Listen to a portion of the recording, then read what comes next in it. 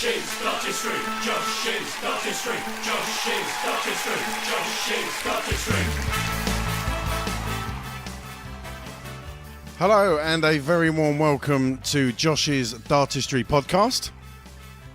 And warm welcome to episode 4. It feels like an absolute age now since we recorded episode 3. We put that in the can quite a long time ago. And here we are, episode 4. And there is an absolute mountain of darts to be discussed this week. All sorts of competitions going on. Lots of things happening in the news. We've got breaking news that has come to us this afternoon, which we'll be touching on with regards to the PDC Worlds. Some real major news coming out of there today. However, before we go any further with that, it's time to introduce my two co-hosts. Of course, on my right, the man himself, it's Josh Gorton. How are you, Josh? Very well, John. How are you? Not too bad, buddy. Not too bad. What have you been up to this week, mate? Just been busy really at Sky Sports, John, for the World Cup of Darts. Fantastic tournament, probably the best in the World Cup history. So really enjoyed that. Yeah, great. Yeah, we're going to touch on, we're probably quite extensively going to be discussing the World Cup of Darts. We gave our sort of predictions and odds on episode 3, and it proved to be an absolute cracking tournament. I've heard lots of people from the darting world, both those who were there and watching on television, giving it really warm applause this year and saying it was really a superb competition this year and stood out, I think, from previous years. So we're going to go to that, but of course, let's introduce now on my left-hand side, resident statsman, red man, Liverpool supporter. He's got a little tear in his eye.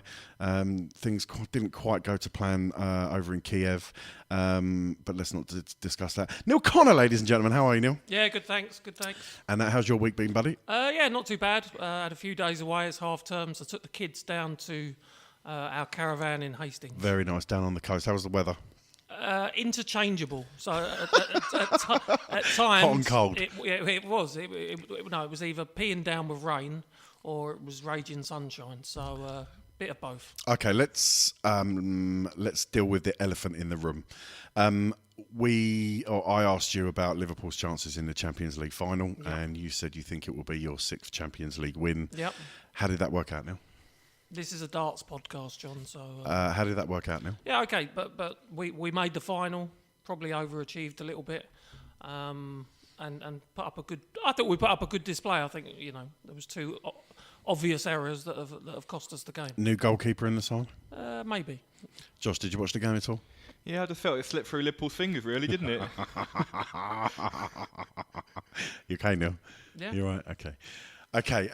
Anyway, that's Josh, that's Neil, and here we are with episode 4 of Josh's Dartistry. As I said earlier, plenty come up this evening. When we last recorded, we discussed the upcoming Premier League finals night, the semi-final and the final. Gave our predictions, gave you some odds. Obviously, that competition now has been and gone and finalised at the O2. And of course, we have our winner in Michael van Gerwen. We will touch on a brief summary of the results and the final that night and wrap that up. We're also going to wrap up the Premier League predictions. I think we need to give the JDP listeners the results of the league table, Josh. Indeed, and I'm quite disappointed to announce that Neil was the overall winner by a point in the end. I think darts was the winner overall. I don't think Neil was the winner. I think darts was the winner. Neil, you happy with that?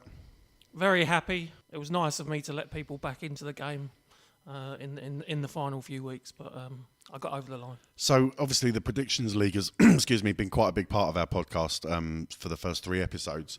Moving forward, Neil, with regards to any kind of Predictions League, have we got anything coming up where we can run a Predictions League? Yeah, I'm sure there is. There will be competitions that we can, put out our request for predictions for.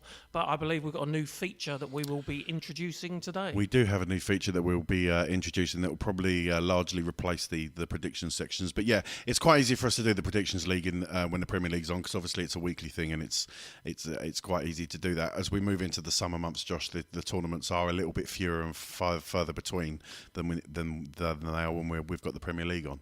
Yeah, obviously with the World Match Play, that's the next big major coming up in July at the Winter Gardens. But obviously because it's all in 1 week, it's so congested in terms of trying to get the turnaround and getting people to enter their predictions. It's a little bit tougher. The Premier League's more structured in that respect. But I'm sure we'll get some sort of prediction competition sorted for the match play. Yeah, and I think if any of our listeners have got any ideas as to how we can continue with a predictions game, please let us know. Okay, so moving on, we will also be having a little bit of a results roundup for you. Plenty going on in the darting world recently since we last recorded, be it the Pro Tour, the Euro Tour, World Series, obviously the World Cup of Darts, which Josh and I have briefly mentioned, and some BDO action as well in the last few days, Neil. Yeah, we had the BDO World Trophy that's run over the last few days. I think there'll be some discussion on that later. I think the quality of darts was very, very good. But there were some issues in terms of ticket sales and also with the coverage as well. So I think we'll touch on that later in the show. Yeah, we'll discuss that. Josh will be telling us about any upcoming events in the PDC or the BDO calendar and what's coming up. And then Neil will obviously try and give us some odds on those particular competitions for those of you who are looking for a bet. We've also got our new feature, as Neil did mention earlier. I'm not going to reveal what that is just at this moment. I think when we get there, we'll explain what that's all about. But safe to say, we're very excited that we can bring a new feature to the show. Something hopefully that's going to be interactive, that the JDP listeners can get involved with and have a little bit of fun with at the same time. Next will be Challenge Josh. Neil. Yep, this episode, I will destroy him. Now, them is fighting words. No. I said that in jest. I think it's a very timely challenge, Josh. I think he will like it, and I think it will be a very interesting battle. Okay, Josh, obviously, without knowing the subject matter for Challenge Josh this week, you did very, very well on the last Challenge Josh. How are you feeling about this evening's episode of Challenge Josh? A little bit nervous, John. I've got to say, I think I've set my stand a little bit too high now, and I've also irritated Neil by getting 100% in the previous one. He so did mention that the next desperate. episode was going to be full of revenge, and he's been emailing me for the last week or so, and yeah, it's... Wounded Animal comes to mind. If you get them all right, I will quit. Now that is a tempting incentive. You heard it here first, ladies and gentlemen. If Josh gets every single question right, Neil will quit the JDP. If you're interested in becoming a podcast host and you have a particular love of darts, do get your CV into us, because we could be looking for a new host fairly soon. So that's going to be an interesting one. And you've also been sending in your questions to us on Twitter and Facebook and via the voicemail. So we're going to answer as many of them as possible. Josh, I think we've got quite a lot of questions coming in for this episode, haven't we? Yeah, last few days we've had a lot of requests and different questions, mainly focusing on the World Cup of Darts. Also a little bit about the BDO World Trophy as well, not only about the standard of darts, but also the coverage and production. So some good questions this week, which we'll be focusing on later on. Also, we'll be looking at some news items that have been coming in from around the world of darts. Neil, you like to lead us on that. Neil, what have you got for us this week? A few stories? Yeah, we have. And again, it's a mixture of things. Some PDC articles. I've got something about the BDO as well as the Ladies Darts Organisation. Excellent. And as I mentioned earlier, Josh, we've got some breaking PDC World Championship news that we're going to touch on a bit later. Yeah, definitely. There was a big media day, I think, surrounding this year's World Championship. Bit of an expanded field, some interesting changes which we'll be focusing on later on. I don't want to give too much away now, but yeah, very exciting times for the PDC. Okay, so that's what you can look forward to in episode 4 of the JDP. Don't forget, you can follow us on Twitter at Josh's Dartistry. You can check out the Josh's Dartistry page on Facebook. You can also go to Josh's website for all your latest news, blogs, information. That's www.joshsdartistry.com. Before we move on, gentlemen, I just want to discuss the podcast itself. Mm-hmm. We have made strides in the last couple of weeks to try and make it available across more than one platform. So as we've said before, we've always been on YouTube. You can subscribe to the Josh's Dartistry YouTube account, become a subscriber there and listen to them in video format. But we've also launched this week, guys, for iPhone users. We are now available to download on iTunes. You can subscribe. And we are also available for Android users on the Stitcher app, I believe, Neil. Is that correct? Yeah, for Android, it's Stitcher. And again, what I would say is if there are other apps that people would like to listen through, do let us know, and we will do our best to make them available on those platforms. Yeah, by all means, we'll try and get ourselves as many places as possible. Let's be honest, the more platforms we're on, the more chances we've got of getting you wonderful listeners involved and subscribe to the show. And of course, it can also be picked up via Josh's website, www.joshisdartistry.com. Yeah, you'll always find a streaming media player on there. I think we've already had some suggestions of some other places we could possibly go. I think we're going to look at Spotify.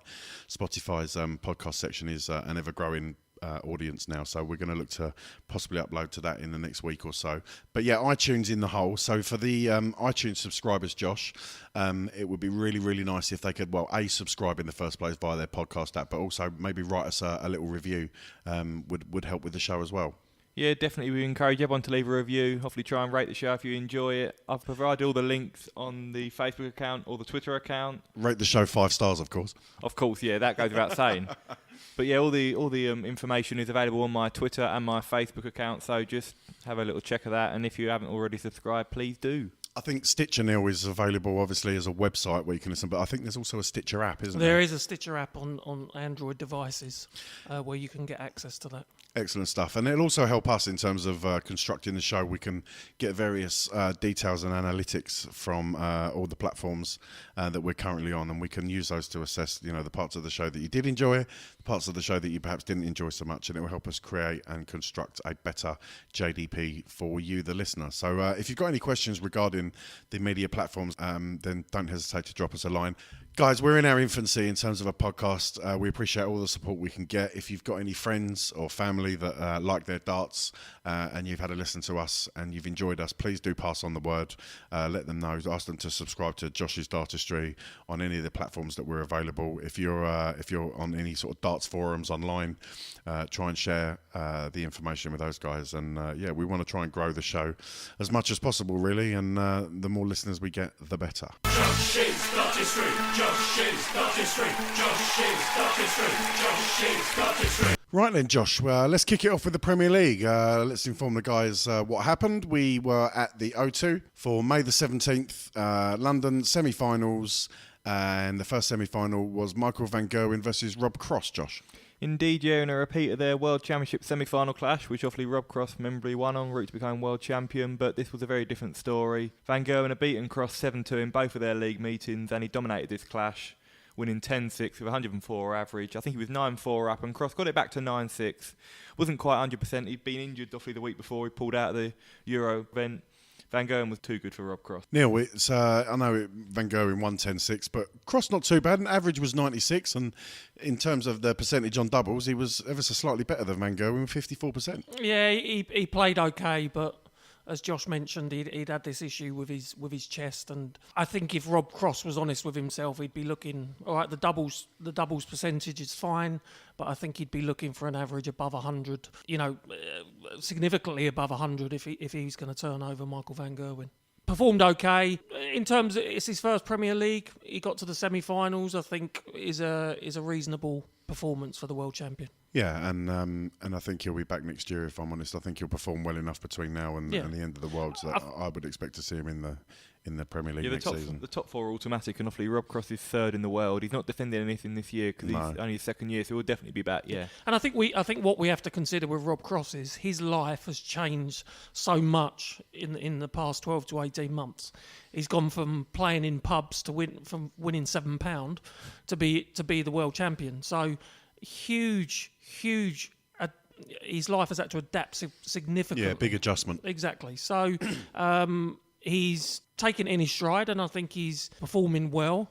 And I think that once he really gets used to the limelight and being world champion, I think we'll see him kick on and win many more majors. Yeah, I don't see him sort of disappearing off the face of the earth. I think he's established himself now across, obviously he's our world champion, but I think he's established himself prior to that and after to that across a number of tournaments, Josh, and I expect to see him around the game at the very, very highest level for a long time.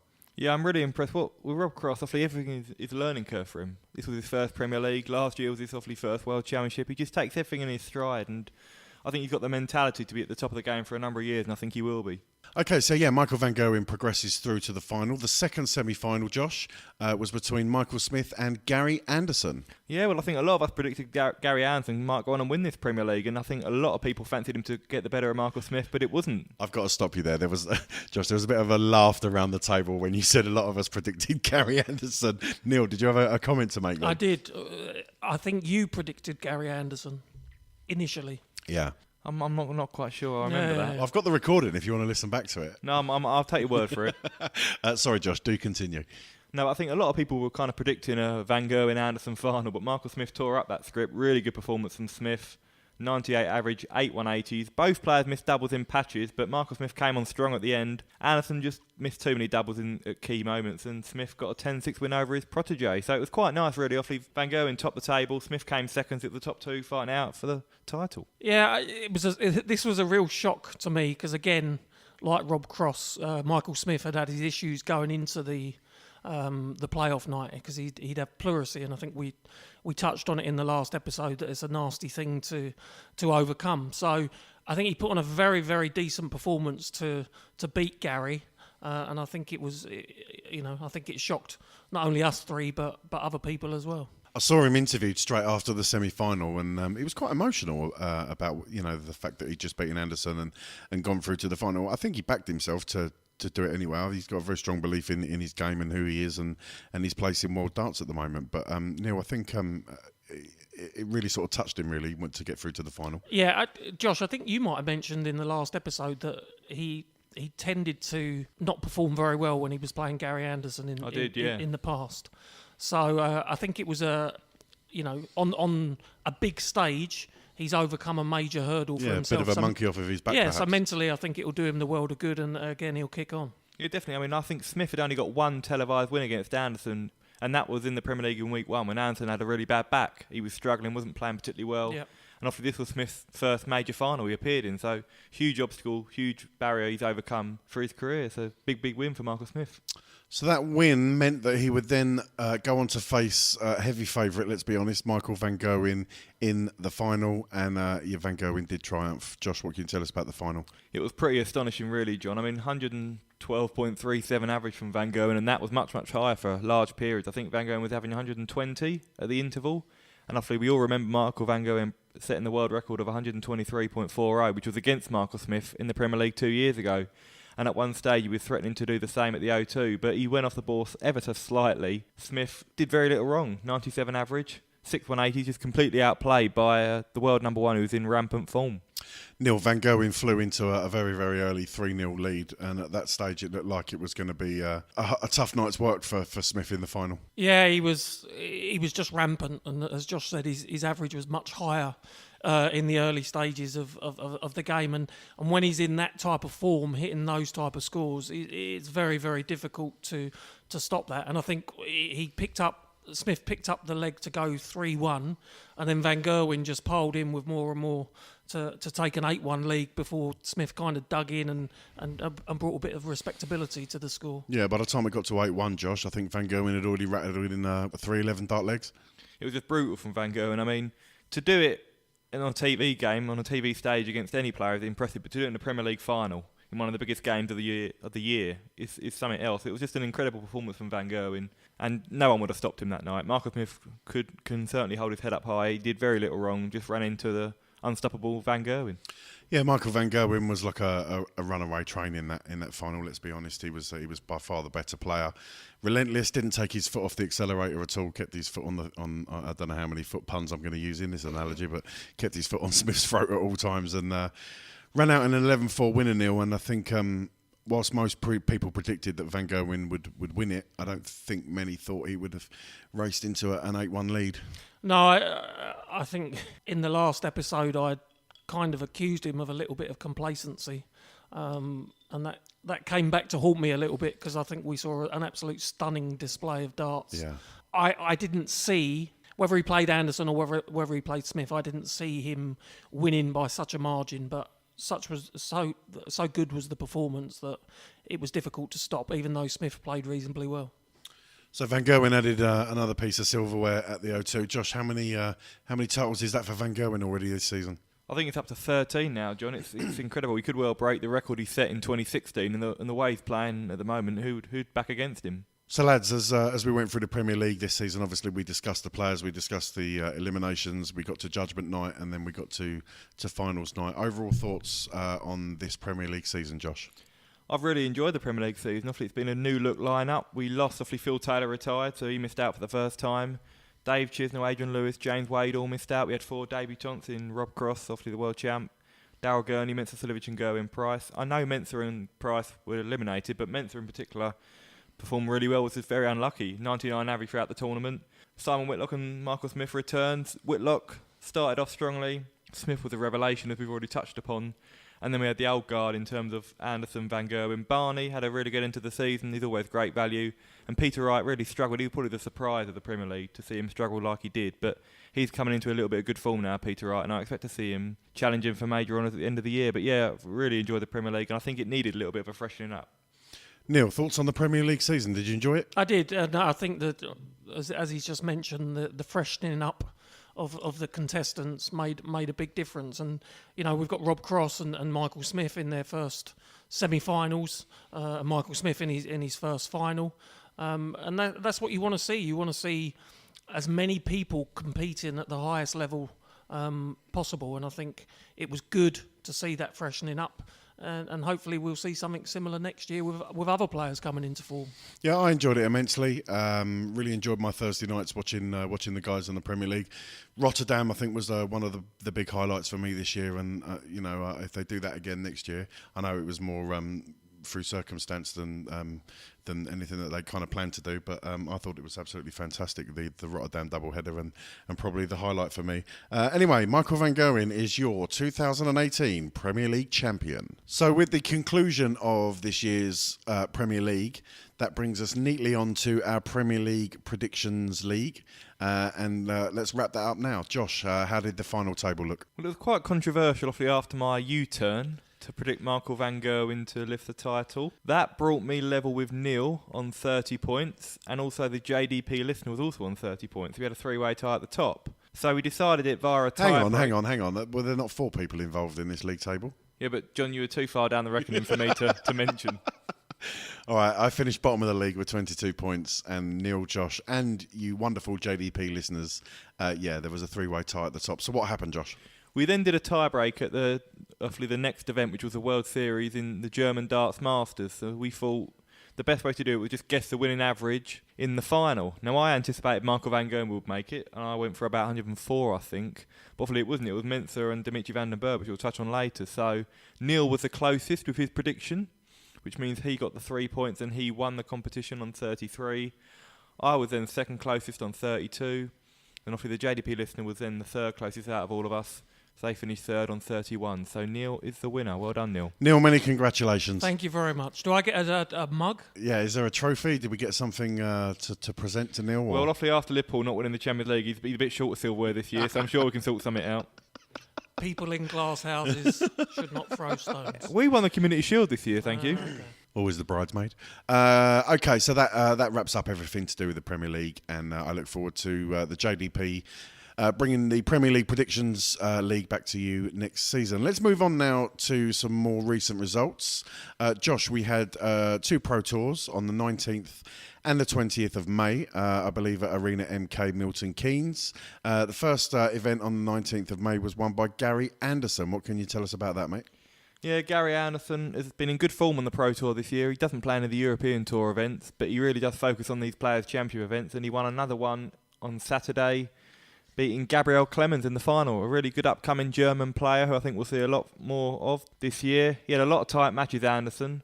6-5 against Peter Hudson in the second round, beat Josh Payne 6-4 in the opening round, beat Adrian Lewis 6-5 in the quarters, won another deciding leg against Darren Webster in the semis, and then obviously beat Clemens 6-5 in the final, surviving match darts. Neil, as I look at the quarters, the semis and the final, quite tight games all the way through for the last 3 games for Gary, but he managed to become victorious nonetheless. Yeah, and against good opponents as well. Adrian Lewis, Darren Webster that we've touched on in previous episodes, but Gary, he knows how to get the job done, and he did get the job done and took those deciding legs. So Gary won Players Championship 11. The following day, on the 20th of May, was Players Championship 12. And Josh, we had a winner in Josh Payne for this one.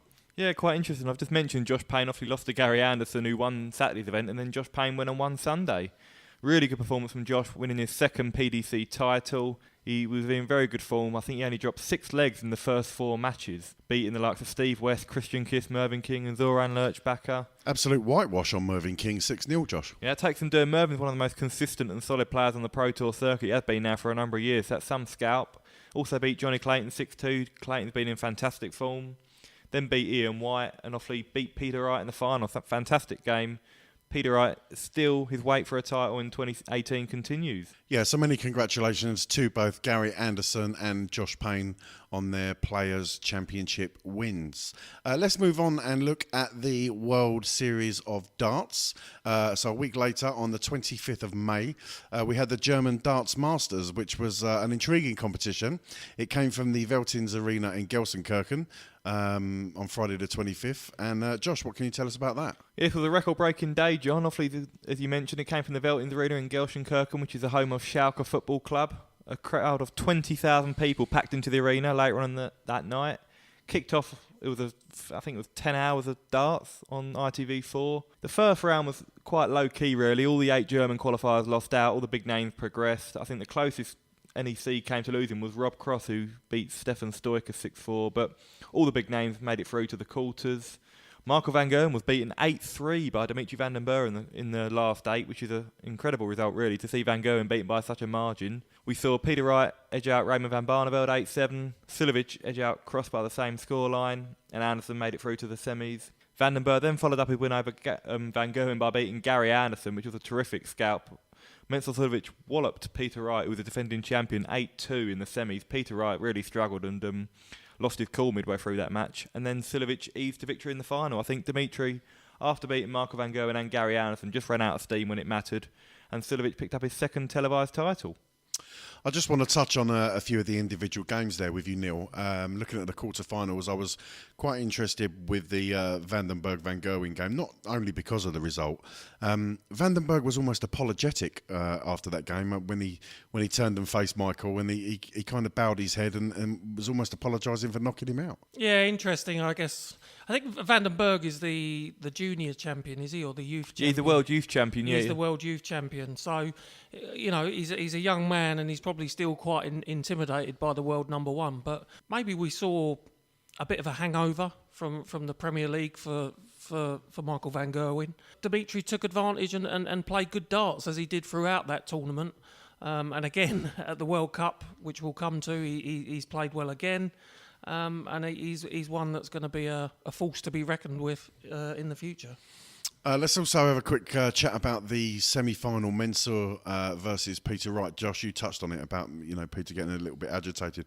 Quite a strange game. There was all sorts of funny things going on. There was a breeze at one stage coming across the stage. There was a moth that was flying around Peter. He seemed to be more attracted to Peter Wright than he did Mensur, possibly to do with his the colour of his trousers and his hair maybe, and the moth quite liked it. But yeah, Peter was quite agitated through that, Josh. Yeah, really uncharacteristic, really. I mean, Peter Wright was superb against Raymond van Barneveld, 1-8-7, average 103, was averaging 110 at some point, but just couldn't settle against Mensur. Mensur beat him 7-1 in the Premier League when they met. He's got a really good record against Snakebite, and I think Wright just got himself frustrated. Silovic wasn't missing any doubles, took out some really big finishes when Wright was poised on a double, and I think it just all became a bit too much for Peter Wright.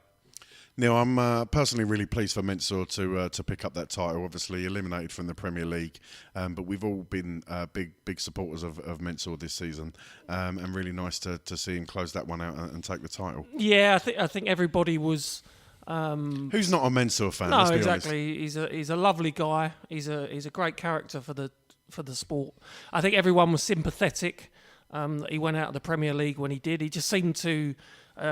He seemed to play people at bad times, really. So even though he performed, they performed just a little bit better. So I think this was a bittersweet victory for him and some consolation for the fact that he did go out of the Premier League on Judgment Night. And Josh, I know you touched on it in your introduction to this competition, but what a stunning backdrop for a darts competition. An absolutely packed arena, packed house, and they had a stage at one end of the arena for the darts, and they had a stage at the other end of the arena. I think there was a live band playing, during the intervals and stuff, and a real stunning backdrop for a darts tournament.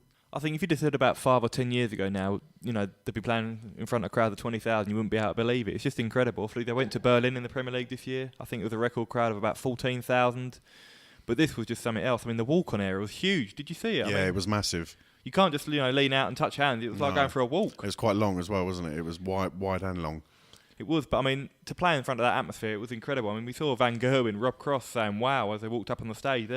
They're two players who played on the Premier League stage, the World Final. So for them to be taken aback by that atmosphere and by that crowd, I think it shows just how incredible it was. I think all the events that we've seen in Germany of late, the atmosphere has been absolutely terrific. Yeah, great crowds. They really do get behind all of the players. Yeah, and I think you can see how much the sport is growing in Germany by the atmospheres that have been created by these crowds. I think it helps, obviously, with the likes of Martin Schindler, Max Hopp coming through as well, because they've now got German talents performing.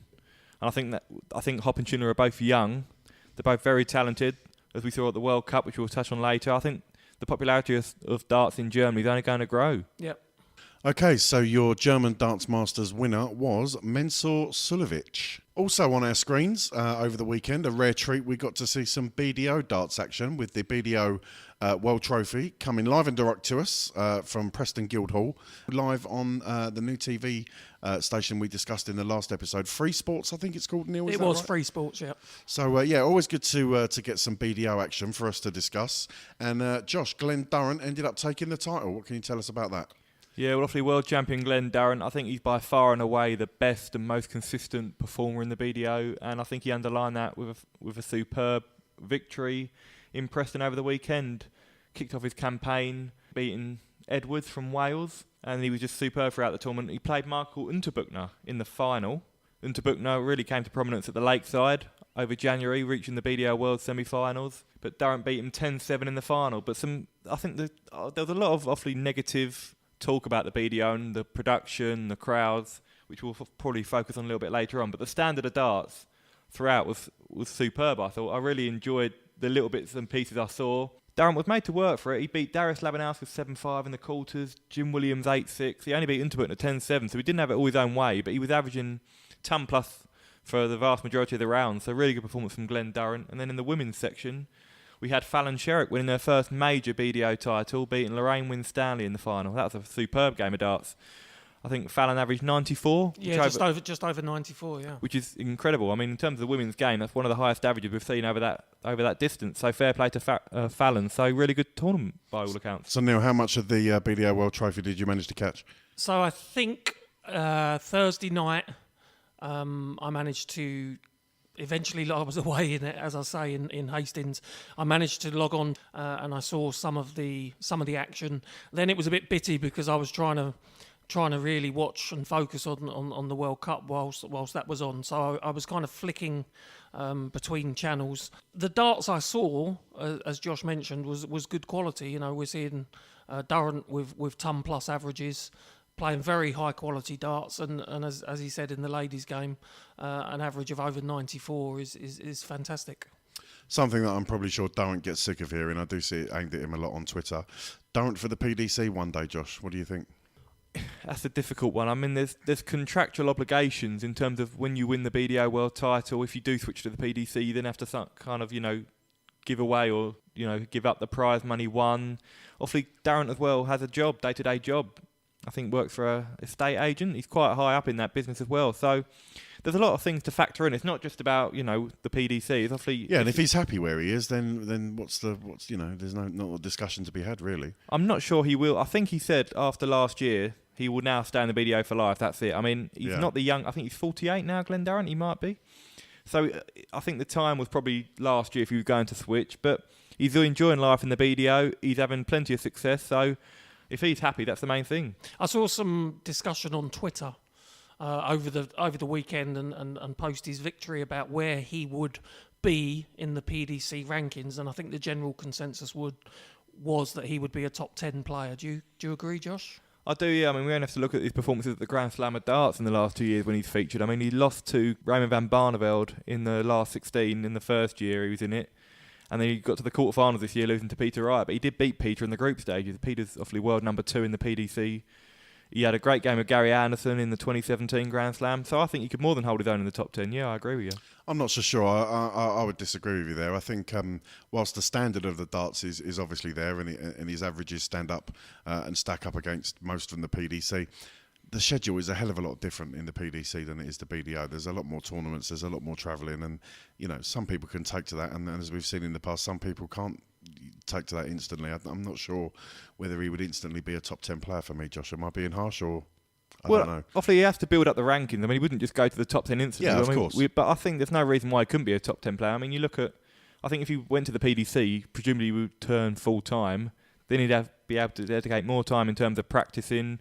I know the travelling and obviously the schedule can take its toll, but I see no reason why Glenn Durrant wouldn't be a top 10 player if he opted to join the PDC. But I think that's a little bit...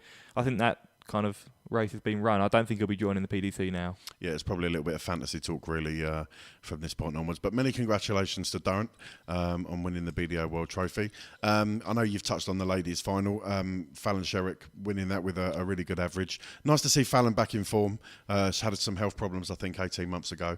She looked in really good nick and a smile on her face on the stage. I saw a photo in the press, her and Durrant on stage with the trophies in their hands and all smiles. So I'm really pleased for Fallon and nice to see she's back at the top of her game. We will touch on the BDO and the World Trophy a little bit later on, Neil, I believe, in the news section, yeah? Yeah, we'll talk about the ticket sales, and I think we must talk about the production as well and how it went on Free Sports. Okay, in that case, let's move on. Let's have a look at another competition. Now, this was a very much eagerly anticipated competition from the three of us. We spoke a lot about this on episode 3. And from the beginning of the month, we had the World Cup of Darts, 2018 Betway World Cup of Darts, which concluded yesterday, Sunday, June the 3rd, my birthday. Yeah, many happy returns to me. Thanks, guys. Josh, what can you tell us about the World Cup of Darts? Well, John, Netherlands retained their World Cup of Darts title, making it a record equaling 4th title along with England. Marco van Gerwen and Raymond van Barneveld were in superb form throughout the weekend, dropping just 12 legs en route to the title. It was incredible dominance from the Dutch pairing. They kicked off the campaign with a whitewash win over Gibraltar. They then eased past South Africa, winning both of their singles matches 4-0 and 4-0. Let's just pause there and reflect on the comments made on Twitter by the South African pair regarding Raymond van Barneveld. Did you guys see that? Oh, Devon Peterson's. Yeah. I think that's more tongue in cheek. Devon's quite a cheeky chappy. Bit naughty, that, wasn't it? I think it was only meant as a joke, and obviously Barney did give him a bit of a 4-0 pasting. So he might not say that next year. I think if you look at the end of the match. It was all very nice and very jovial. Yeah, of course it was. So I think Barney took it as a bit of banter, but I'm sure it egged him on a little bit. Yeah, sorry, Josh, continue, go on. And obviously that set up a quarter-final clash for the Netherlands against Germany, obviously the host nation, in a repeat of last year's tussle. Germany had beaten Northern Ireland in the second round. Martin Schindler and Marco van Gerwen contested an incredible game of darts. Schindler averaged 110, hit 5 180s in 5 legs. But yeah, high quality. Van Gerwen still ran out a 4-1 winner, and then they kind of put Max Hopp back second because obviously they nominate in the singles. They nominate who to go first, and usually it's the highest ranked player. But they put Max Hopp back, kind of banking on him to try and beat Barney. But Barney beat him 4-0. Hopp, I think he felt the pressure a little bit. Tried to force the darts. His shoulder came into the throw a little bit, and Barney ran out a 4-0 winner. So that put the Netherlands through to the semi-finals, where they took on Belgium, who had knocked out England in the quarter-finals. Rob Cross did the job for England in the singles, beating Kim Huybrechts, but then Dave Chisnell had a bit of a horror show against Dimitri van den Berg, losing 4-3. Chisnell, he's got quite a pronounced snatch in his throw. Often a few of the darts go quite wayward in the single 1 and single 5, and he was really struggling throughout the game. Van den Berg was a little nervy at times, but came through, and then Belgium walloped England 4-0 in the doubles decider, averaging 101, I think. England were just nowhere near. Chisnell averaged 79 in the doubles decider, so that was Netherlands against Belgium. Marco van Gerwen beat Kim Huybrechts 4-2 in the first singles rubber, and then Barneveld and Van den Berg contested probably the best game I've ever seen at the World Cup of Darts. Barney at one stage looked set to post a world record average. At one stage in the third leg, he was averaging 136, having kicked off with an 11 and 12 darter.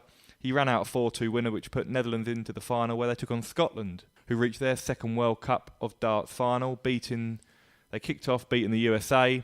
In the second round, they beat Brazil. Then in the quarterfinals, they beat Japan and beat Australia in a really tight semi-final, with all the games going to 4-3. And in the World Cup of Darts final, Netherlands ran out a 3-1 winner. Van Gogh beating Wright in the first singles. Anderson levelling by beating Barney, but then Netherlands won the doubles 4-1, and Van Gogh whitewashed Anderson 4-0 to seal the deal for the Dutch. Okay, yeah, so many congratulations to the Dutch team on winning the World Cup of Darts. We'll come back to their win and the final in a moment. Let's have a look at some individual team performances. Neil, I'm going to throw this over to you if that's okay. Talk to me about England's performance in the World Cup of Darts. Yeah, I don't think we got to the stage in the latter rounds where both performed well at the same time. So I think we had Paul Lim beating Rob Cross, and then Chizzy getting... Paul Lim loves the World Cup of Darts, doesn't he? Does, yeah. Legend. And then Chizzy getting Cross out of trouble, and then, as Josh touched on, Chizzy then let himself down, and then Cross came back to form against Belgium, beating Kim Huybrechts 4-2, and Chizzy was on the wrong end of a 4-3 defeat to Dimitri van den Berg, and then they both really got annihilated in the doubles game, losing 4-0. So I think in the World Cup you need both players on form at the same time, and I don't think they were quite at the level to do that. And I think it would have been interesting to see Michael Smith in there to see what sort of positive impact he would have had, but it wasn't to be. And unfortunately for England, they lost to Belgium. Josh, talk to me about the Belgians. Obviously defeating England, but also a good run and a good performance from the guys all the way through to the semi-final from Huybrechts and Van den Berg. Huybrechts obviously playing, without his brother as he normally would, pairing with Van den Berg. Talk to me about the Belgian performance. Yes, I was quite intrigued to see how they were going to get on Belgium this year, because obviously Kim Huybrechts had played with his older brother Ronnie.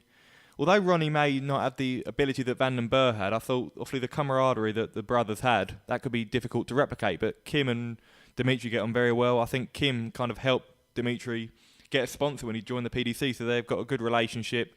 Van den Berg, we touched upon earlier, has been in superb form, obviously the World Series, World Youth Champion. And he was a little bit nervy. They almost went out in the first round. They lost. They were 4-2 down, against the Republic of Ireland. And they pulled out 3 brilliant legs to come back and win 5-4. And there was no stopping them from then on. I mean, I think if they were playing anyone else apart from the Dutch in the semi-finals, they probably would have won the game. I mean, Huybrechts did very little wrong against Marco van Gogh, averaged 99, and Van den Berg averaged 108 against Barney. So you can't really criticise their performance. And that's a 5th World Cup of Darts semi-final for Belgium. They're 4th in a row. So they've been superbly consistent in this competition. Yeah, I think it's interesting watching the pairings and looking at the body language and team play obviously comes more naturally to some than it does for others. And I think the one that really stood out for me was when Austria were playing. Yeah. And Sudovic was playing reasonably well, and poor Zoran Lerchbacher was not performing as well as he can do, and the body language between the two, although they were okay afterwards, wasn't particularly positive when Zoran was not throwing as well as he can. No, I can understand Mensah's frustration. He averaged 99, which was the highest of the opening day. Yeah. So obviously when you're playing well and your opponent's missing, it is frustrating. But by the same token, this was Zoran's first World Cup of Darts. He's going to be nervous representing your country. You need that support and encouragement. If it's not going your way, an arm round the shoulder, a bit of encouragement, and Mensah just looked exasperated with him, so I don't think that really helped. He did look exasperated, and I was keen to see what kind of happened after the handshakes, but Mensah seemed to be quite supportive after the game. He did, yeah. But during the game, the body language was quite negative, I thought. Although I think that's Mensah all over, even when he's playing himself. Even when he takes out big finishes, he looks angry at himself. I think that's just Mensah and his idiosyncrasies. Guys, touching on episode 3, our previous show, there was a couple of things we discussed prior to the commencement of this tournament. One of those things that Neil brought us in the news was the appearance of the Chinese lady Momo Zhu. How did she get on, Josh? She did okay, John. I mean, obviously she was competing in her first ever World Cup, only the second woman behind Anastasia Dobromislova to compete in this event. She started off with a treble 20, which is always good. The Chinese didn't play too badly. I mean, they lost 5-2 to the Swiss. It wasn't the best of games, but they actually outscored Switzerland for the majority. They just missed about 20 darts at double. She hit a double 10 at one point to reduce the arrears to 2-1. I think the funniest moment, I think Switzerland missed a dart to go 3-1 up, and she actually celebrated in the background, which was quite funny. Not really, nice. Not etiquette. Neil, also you touched on the fact that sometimes Anderson and Wright, I think Josh actually touched on it, Anderson and Wright don't often have that working relationship with each other when it comes to the World Cup of Darts. When you were talking a moment ago about team players and maybe one player getting a little bit exasperated with the other, did either of you see any issues with, listen, they got all the way to the final at the end of the day, but any issues with the way Wright and Anderson performed together as a team? I think for the first time since they've been paired together, they really gelled as a unit. You could see in the first round when they played the USA, they were laughing and joking with each other, looked really relaxed. They seem to be enjoying playing in each other's company, whereas before there's not really been that sort of connection between them. So I think it's very encouraging for Scotland going forward. I think they mentioned in the lead-up they were determined. They've never won this tournament, and the talent they've got, they really should have done by now. Yeah, I noticed that there was a significant difference in their approach this time. There was more togetherness, and they've only been stopped by a real top-class Netherlands team. But it's difficult because you're talking about players in the top 4 in the world who are competing to be the very best individual. And suddenly you're put into a partnership with someone who's one of your biggest rivals. And, you know, you look at other sports and you look at golf. Woods and Mickelson were number 1 and 2 in the world and then suddenly paired together in the Ryder Cup, and people are saying, well, why aren't they gelling? So it's a difficult transition to make from playing against one of your fiercest rivals to playing in a team with one of your fiercest rivals. So it was nice to see the camaraderie and the positivity within the Scottish team. Also, Neil, in the previous episode, in your odds section, you talked to us, you asked the question, actually, before you gave us the odds. You asked Josh who he thought would be the favourite, the second favourite and the third favourite. Josh suggested that Netherlands, he thought, would be the favourites. As it turns out, they won the competition. Josh also thought that Scotland should be down as second favourites, and they got to the final. I think England were second favourites with the bookmakers at that time, Neil. And interesting that it was the Josh's prediction of Netherlands v Scotland rather than Netherlands v England that the bookies had. Yeah, it was interesting. I don't know whether that was because the odds were taken from England. Yeah, it was Scotland. Yeah, perhaps other bookmakers around the world might have had it slightly differently. I think that's because I think at that moment a lot of people were anticipating it might be Michael Smith partnering Rob Cross. Yeah, true. Obviously, Michael Smith's been in superb form, whereas Chizzy's not quite. Over the last 18 months, he's really been very inconsistent. But I think in the days leading up to the tournament, I think it was Scotland who were like the second favourites. But yeah, at the time, it might. But you're talking about Anderson and Peter Wright here. Where are they ranked? Well, obviously Anderson's number 4, Wright's number 2, so they were the number 1 seeds. Yeah. Very, very interesting. So yeah, many congratulations to the Netherlands on their win. I'm sure Michael van Gerwen and Raymond van Barneveld are very happy with their weekend's work. Many congratulations to them on their World Cup win. I feel happy, won't you call me on the telephone? In the morning, won't you call me on the telephone? Call the boys on 07739 738 329. That's 07739 738 329 and leave them a message. Okay, it's now time for this. Cool, what are the odds? Yeah, that's right. It's now time to look at all the darting odds from the upcoming tournaments that are coming our way very shortly. Neil, what have you got for us this week? Okay, so this weekend we have the Gibraltar Darts Trophy. Interesting. Yes. So I think the bookmakers are starting to run a little bit scared due to the great form of the world number 1, Michael van Gerwen. And all these odds brought to us by Sporting Bet. Michael van Gerwen is 3-5 favourite for the Gibraltar Darts Trophy. Not surprising, really. No, I think any tournament he enters, he's going to be the favourite, isn't he? I can't remember the last time we entered any tournament, be it a Pro Tour or a major, where Van Gerwen isn't the top choice with the bookies. Josh, what do you think? I think like you said, John, every tournament Michael van Gerwen goes into, he's a red-hot favourite, and his form underlines that. I think it'll be very tough to envisage him getting beaten, but of course there are players more than capable, but I will be backing Van Gerwen this weekend. Okay, so looking at the rest of the field, you've got world champion Rob Cross at 6-1. Peter Wright, 7-1. Michael Smith, very good form in the Premier League, 12-1. And then you've got Daryl Gurney, Mensur Sulovic, 2 players in reasonable form, both 25-1. And if you look a little bit lower down, we've had Johnny Clayton already win on the European Tour, I believe. Yep, Austria, yeah. Yeah, he won in Austria. Johnny Clayton, a very generous 100-1. Interesting, yeah. The outcome of that tournament, I'll have my eyes on that. Is that available to watch anywhere, Josh? The Gibraltar. Yes, that'll be streamed website? on PDC TV. Yep. So if you go on the PDC website, you can subscribe to the PDC TV where they do all the Pro Tours and Euro Tours. Okay, moving on. The following weekend we have Players Championship 13 and 14 from Wigan, and then the weekend after that we have the Danish Darts Open. It's easy for you to say. tongue twister, that one, Neil. So that takes place between the 22nd of June and the 24th of June. And Michael van Gerwen, odds-on favourite again. Same odds, 3-5, offered by Sporting Bet. Not much variation. Slightly more generous on Gurney and Sulovic, who are 33-1 for the Danish Darts Open. Whereas they're 25-1 for the Gibraltar Trophy.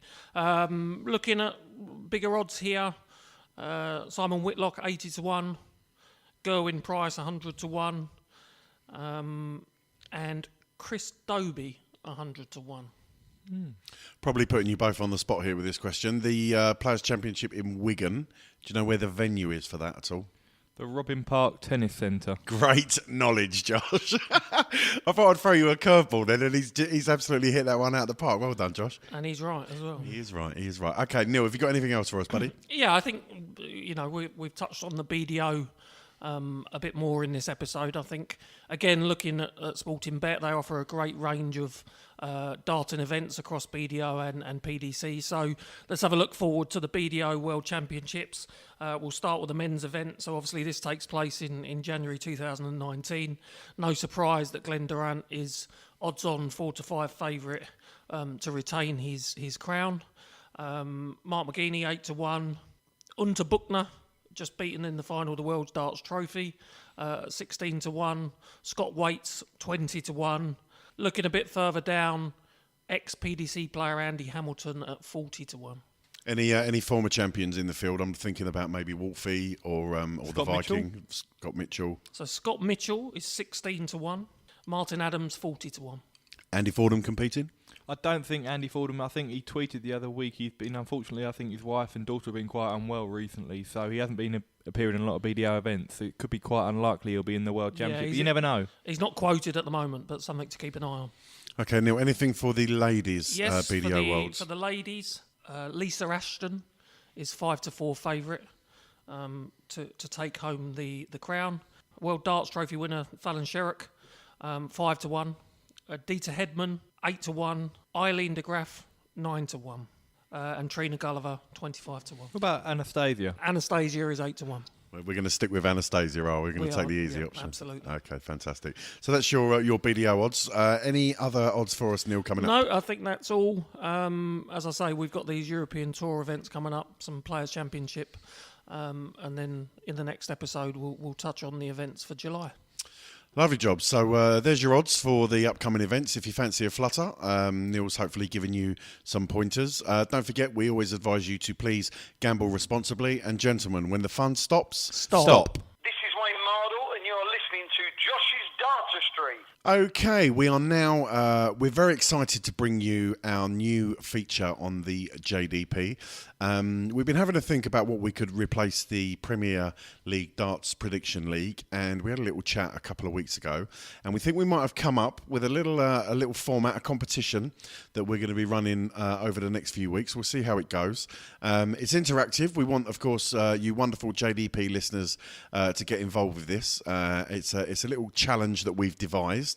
And the name of the segment, I think we're going to call this one Lord of the Board.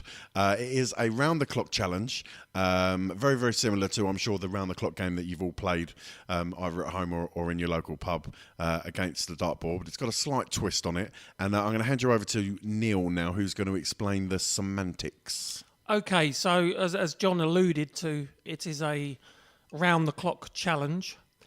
There will be a limit, though, on the number of darts that you're actually able to throw. So you'll be given 30 darts to try and get round the clock. And when I say round the clock, what I mean is from 1 to 20, and then to the 25, and to finish on the bullseye. So the fewest number of darts that you could achieve this in is 22. I think for the non-darts players like ourselves, it's going to be very, very difficult. How dare you, the non-darts players? I'm saying that having watched you attempt this yesterday. You're looking at a man across the table from you in Mr. Josh Gorton, who's hit how many 180s in your career, Josh?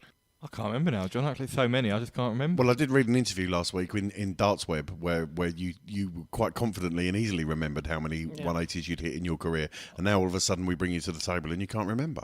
I did it at one the other day, though, so the figure's going up and up.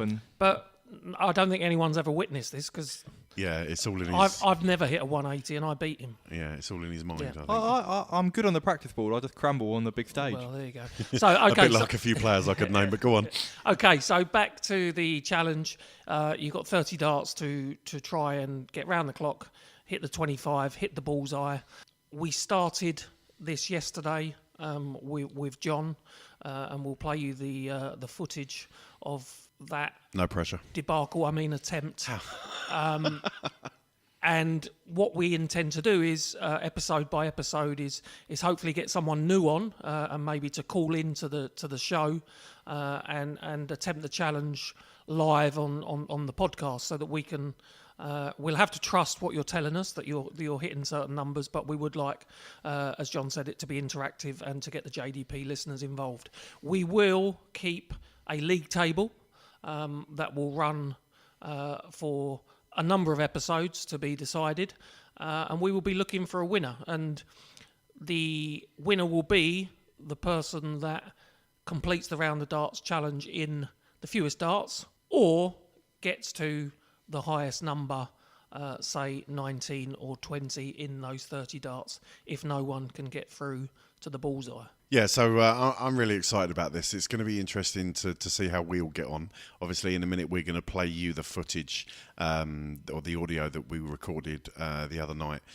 We went to Church Studios, my father-in-law's recording studio, who just happens to have a dartboard in his recording studio next to all the equipment. So it was quite easy for us to set it all up and record my attempt.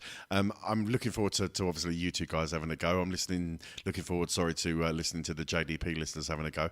I wonder if we may get maybe a pro on board. That'd be a bit unfair, wouldn't it? Well, I think, come on. No, I think we can get a pro, but they just don't take part in the competition. But it'd be interested to see how they fare. Listen, if they beat us, that's for sure. If Raymond van Barneveld comes on and hits it in 22 darts, he is owed a Josh's Dartistry mug, in my opinion. Fair enough. I'll gladly donate that to Raymond. But the winner of the competition should be a JDP listener. It shouldn't be Raymond van Barneveld. Josh, you can send him a JDP mug anytime you like. Will. It doesn't have to enter the competition. Interesting, Neil, that you touched on the trust element. So, yeah, you said that we'd like to record the JDP listener. We'd like to get you on the phone. So, obviously, you have to have a dartboard available to you, whether that's in your house or your local pub, perhaps with a friend who can maybe hold the phone while you're throwing your darts. We will encourage you to get in contact with us at any time you like, and we will let you know when we're going to record the next episode and give you a time that we're going to give you a ring, and we can get the challenge recorded. But it is a game of trust darts. Now, those of you who might have listened a couple of years ago to Colin Murray when he was hosting his Talk Sport show, they launched the game of trust darts. I believe they had a few pros. I remember Gary Anderson taking on Scott Mitchell, I believe it was, in a game of trust darts, and they had Gary Anderson at home on the phone against Scott at home on the phone, and as they threw each dart, they had to declare what they hit. And obviously, you have to be trusting, you have to be honest, but it did make for some very funny airtime on the show. So the trust element is quite crucial, Neil. Yeah, absolutely, and I think it will be interesting to see how our JDP listeners do. As you say, if there is a witness that can hold the phone, it will help, but the trust element is the major part of this. I believe Josh hit all of his 180s whilst on the phone without anybody else able to see the dartboard. So, let's see what happens. The proof will be in the pudding, Neil. The proof will be in the pudding. Okay, so that's the challenge laid down to you, the JDP listener. Do get involved. We'd love to get you on. We'd love to get you on the show and record your effort and get you on the league table. The league table's going to run, as Neil said, for quite a while. We'll see how we get on. But what I'm envisaging, Neil, is for the Top Gear fans amongst us, when they do the star in the reasonably priced car and they record their lap times, and they run a league table according to that. That's the kind of thing that I'm envisaging and how it's going to run, Neil, yeah? Yeah, absolutely. Okay, so without further ado, shall we have a listen to see how I got on in the Lord of the Board JDP Round the Clock 30 Dart Challenge? So this week's attempt at the Josh's Dartistry podcast Round the Clock Challenge will be our host, Mr. Jon Dean. Jon, how are you? I'm very good, thank you, Neil, and it's an absolute pleasure to be back here in Church Studios having an attempt at the challenge. It's an important point you mentioned that we're in Church Studios. There's a lot of expensive recording equipment around here, and I've seen a lot of practice darts narrowly miss some of this equipment. So I'm hoping your performance is going to be stepped up during the real thing. Yeah, there's an expensive looking condenser mic just to the left of the dartboard, and there's some rather lovely guitars on the wall to my right as well. So, Colin, in advance, I apologise if a wayward dart strikes those. I'm sure I'll be fine. I've got my eye in, and I'm feeling confident. Good. Okay, so no pressure in terms of the expensive equipment that surrounds us. Colin's going to join me in helping me count the number of darts that you've thrown. So as soon as you're ready, up to the oche, and off you go with the first 3 darts. Okay, here we go. That is 18. That is another 18. That's the one. No, that's double one. Can I just check that? All right. Okay, that is in the one. So, Colin, first 3 darts. He's got 1 scored. Just inside the wire, the first one. It was just inside the wire. Okay, here we go.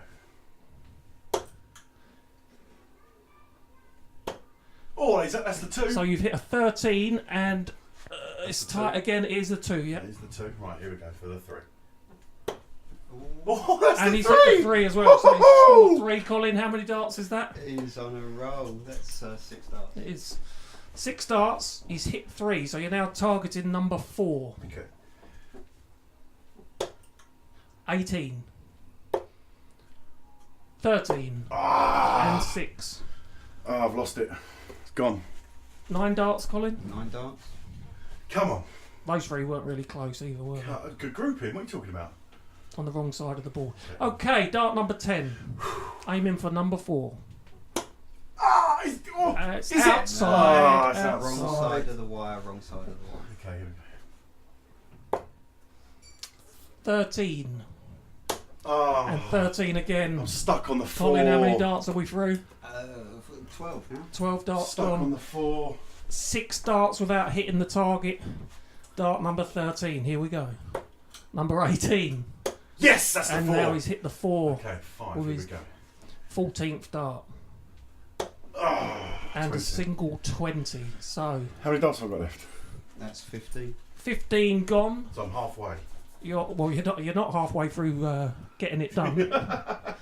15 darts gone, and you're aiming for number 5. Number 5. Okay, here we go. Single 20. That's the 5. Can I just check That it? is the 5. That's double 5. Okay, it's in the 5 bed. Well done. Random doubles. What's going on? No, If it was a proper game, he wouldn't hit a double. Don't normally hit this many doubles. Okay, 6, just above the 10. Here we go. Outside the board. So we're still aiming for 6. How many darts is that? That's 18. 18 gone. 12 to go. Come on. Aiming for number 6. That's the 6. It is a single 6. Well done. Moving on to 7. Oh. 19 Bend the wire. Okay. No. and 16. Unlucky. I started well and I slipped. 21 gone, 21. Colin. Yep. And we're still aiming for number 7. That's the 7. That is the 7. That's a long way off the 8.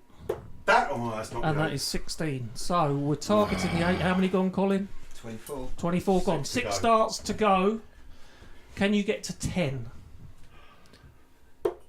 That's an 11. Another 11. Oh, he Right loves an 11. grouping. 11, 11, 11. Triple 11. Colin, 3 darts to come off, I believe. Yep, 3, last 3. Come on, And you're still aiming John. at number 8. Come on. That's Number the 8. 8. Well done. Boom. Now for number 9.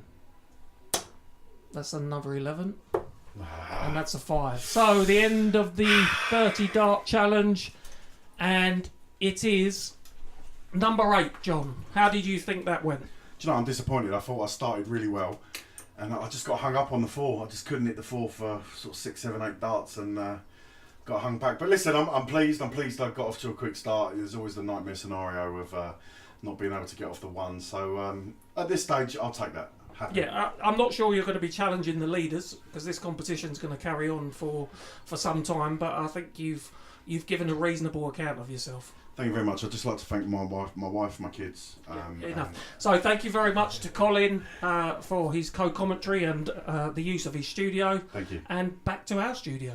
Well, lads, 8 scored from myself. I'm pleased. I'm pleased. I as I said in the post-match interview, I was pleased to get off of the 1 early doors. That was my fear, not being able to get off the 1. But I got held up on that 4. I just couldn't hit it, and ultimately it probably dragged down my score, Neil. Unfortunately, Josh wasn't there to record that. Josh was working at Sky that evening. But Neil, you were obviously present, commentating with Colin on my attempt. Thoughts?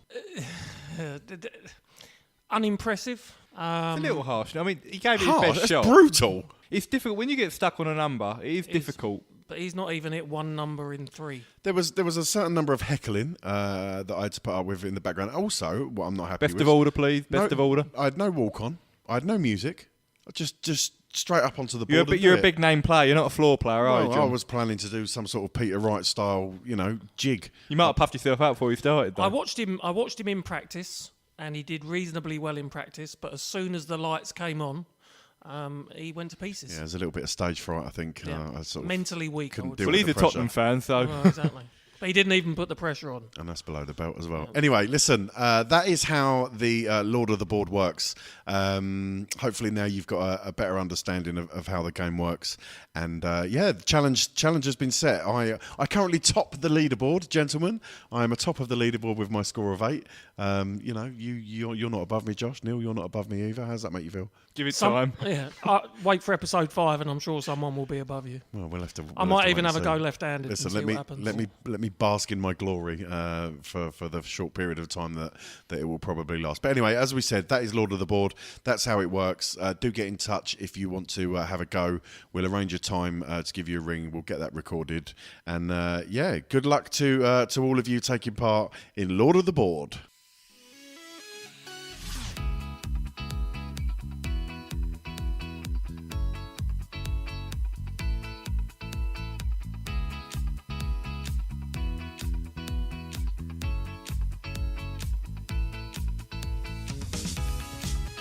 You're listening to the Josh's Dartistry podcast. Don't forget you can check us out on Facebook, the Josh's Dartistry page. You can also follow us on Twitter at Josh's Dartistry. And you can also go to our website, www.joshisdartistry.com, for all the latest news, blogs and information on the world of darts. Don't forget you can also call us and leave us a message on our voicemail box. That's 07739 738 329. That's 07739 738 329. Call our voicemail box, leave us a message, leave us a question, and we may play it on the show. Now back to the show.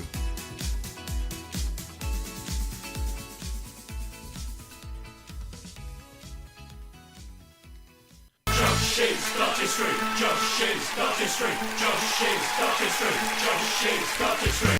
Okay, welcome back to the Josh's Dartistry podcast. Don't forget you can contact us on Twitter at Josh's Dartistry. You can go to the Facebook page, find Josh's Dartistry's page there. You can also log on to the website, www.joshisdartistry.com.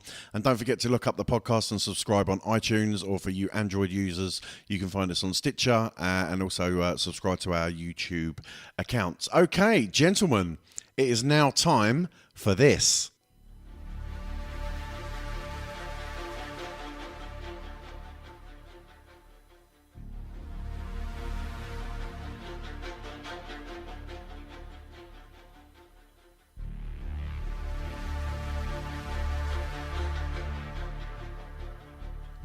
Challenge Josh.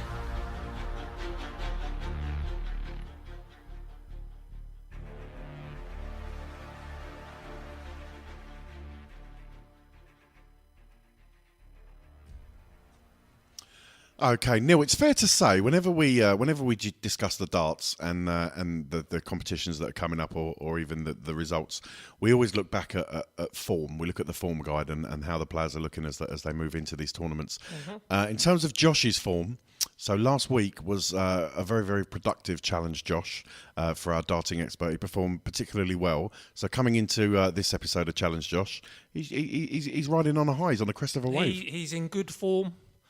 He'd be near the top of the table and one of the favourites to win, I think. So based on that, what have we got? What have we lined up for him? Are we looking to allow him to get 100% again, or?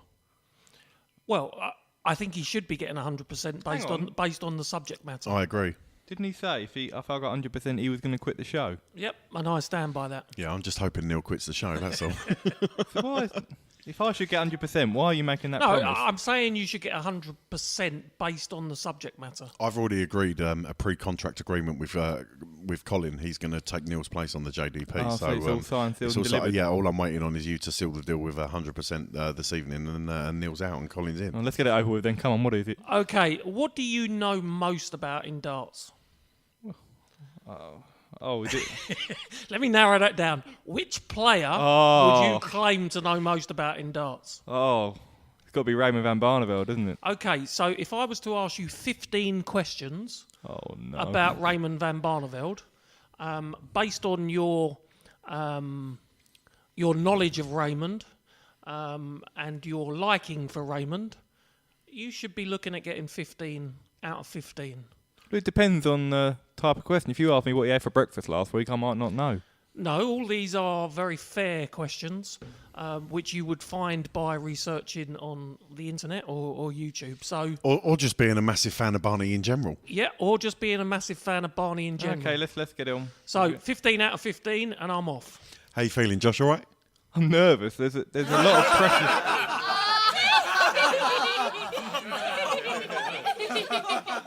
Sorry, you were saying, Josh. How you feeling? Nervous. Under pressure. Okay, so 15 questions, all about Raymond van Barneveld.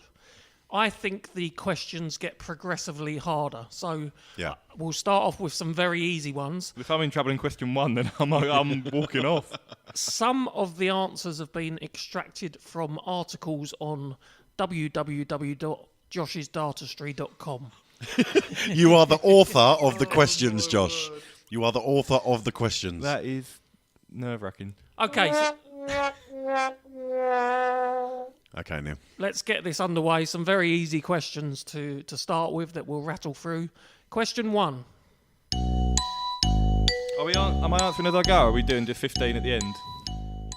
You will answer as you go. Answer as you go, definitely. Which make of darts does Raymond van Barneveld use? Target. That is correct. Easy, isn't it, Josh? There we go. I don't know what you were so nervous about. You answered that immediately. Yeah, but you said they're going to get progressively tougher. Oh, yes, they are. Okay, question 2. What was RVB's occupation before giving up for darts? Postman. That is correct. 2 out of 2. Flying start, Neil. Taken from an article on Josh's own website, that one. Barney always delivers. Exactly. Rubber stamps. Okay, question 3. In which year did Raymond van Barneveld win the Premier League title? 2014. Correct. Who could forget Raymond's win in 2014, Josh? Yeah. Very good. Beat Michael van Gerwen. Brilliant final. All right, stop showing off. 3 out of 3. If it carries on like this, I'm out the door. Come on. Question 4. Which BDO legend did Barney beat in the final to win his last Lakeside World Championship in 2005 before he's moved to the PDC? Martin Adams. Wolfie, correct. Well done. Okay, so we are 4 out of 4 so far, Neil. 4 out of 4, 100%. Excellent. So, here we go. We were nearly a third of the way through, and you've nearly got 33.333 recurring success rate. Neil's got a menacing smile on his face, which is why I'm a bit. I think you'll be cagey. fine, Josh. Yeah, I don't think they're that difficult. Okay, question 5. What is the name of Raymond's wife? Sylvia. Didn't hang around there, did he? Nope. Confident. Okay, so 5 out of 5. Let's move on to question number 6, please, Neil.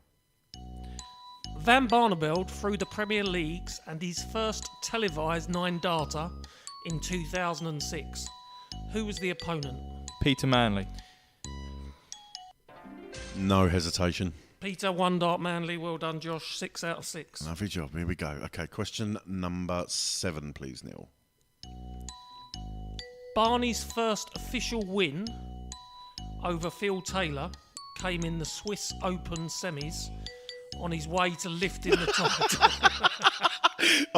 Now, listen, I know, JDP listener, you're not in the studio with us, and this doesn't make very good radio or podcasting, as the case may be, but if you could have seen Josh's face when Neil said the word Swiss Open, you would have been laughing along with us, because he's an absolute picture of torment now. The hand is across the face, the head is bowed, and Josh is in trouble, ladies and gentlemen. Neil, just for Josh and my benefit, could you reread the question, please? Okay, Barney's first official win over Phil Taylor came in the Swiss Open semi-finals. Barney went on to win the title. In which year did that happen?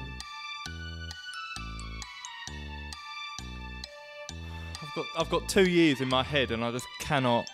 What are they? 1998 and 2000. Okay, so we've narrowed it down, Josh, to 2 distinct possibilities. What are you leaning towards, and why? Well, Neil just gave me a wink on one of the answers, but that could be, he could be trying to double bluff. So I've got no idea. Mind games. No idea. I can tell you that one of those is correct. Oh. That's why I said I had 2 in my head.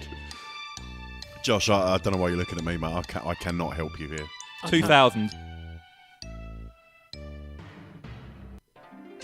Correct. Can I say that he's pulled that one out the fire, Neil? He has. Very good, Josh. Well done. I think we may have to add a timer for some of these questions. That wasn't specified before we start, though, Neil, was it? No, it wasn't. It wasn't. Okay, Neil, was that question 7 7, gone? so this is number 8, yeah? Okay, here we go, Josh. Question number 8. Okay, again, I got this information from your own website. Don't believe it. What is RVB's highest televised average? Oh, now that's quite topical, because he's just hit his highest televised average yesterday. Didn't he, against Okay. Dimitri van den Berg? What is RVB? What was RVB's highest televised average before yesterday's game? Okay. It was against Terry Jenkins at the European Championship. I asked for the score. No, I'm just trying to. What was just the score? Just hang on. the average. You got the score? Just backpedaling. So he set a new record for himself at the weekend. What was that new record? That was 113.38. 113. Which only just beat. I'm pretty. It was 113 point something against Jenkins. Okay, so what we'll do, we'll give you this to the nearest 10th of a second. Okay. 10th of an average. Yeah. I've got a feeling it's 113.06. Okay, it was 113.04, so close enough. Yeah, we'll give you that. That's a good effort there, Josh. 8 out of 8. 8 out of 8. So we're more than halfway now, Neil. We are. And he hasn't got a question wrong yet. I'm getting my coat. Neil's P45 is winging its way in the post. I'm sure it won't be the first time I offer to quit. Okay, question 9. Social media. Oh. What is RVB's Twitter handle? You tweet it every day. Come on. You send him messages, private messages. Did you see the eyelid? The eyebrows go up. At Raybar180. That is correct. Don't forget you can follow us on Twitter. That is at Josh's Dartistry. Okay, Josh, 9 out of 9. Well done. I thought you might struggle there, but you pulled that one round. Neil, can we move on to question number 10, please? Okay, I think you'll know this one. I think you'll give me an instant answer. What football team does RVB support? Den Haag, ADO Den Haag. Yeah, that's correct. Is that because that's where he's from in The Hague, Holland? yeah, Den Haag. Are they a successful Dutch side, guys? They're in the top Eredivisie, division, yeah. Any titles in their history or cup wins? I'm not sure of their history, but I know they're kind of mid sort of table, aren't they? That's question 14. Any significant? You are joking, I hope. Any significant players that have come from that team over the years that you can think of? That's question 15. That's question 15. Okay, lovely. I do hope you're joking. 10 out of 10. 10 out of 10. Okay, Josh, you are 66.6666 recurring percent through, and 100% record. So, Neil, let's go with question number 11. Okay, Josh, do you know how old Raymond is? 51. So he's 51. Yeah. That's not the question. The question is, what is Raymond's date of birth? April the 20th. And the year? Oh, God, now you make me do maths as well.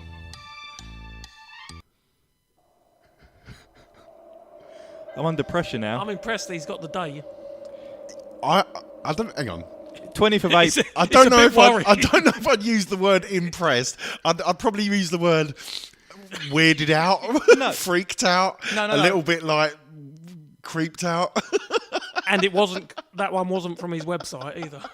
I know that because he played Michael in Rotterdam on the 19th, and there was reference to the fact it was his birthday the following day. So what year was he born? 1967. Now that, ladies and gentlemen, is knowledge.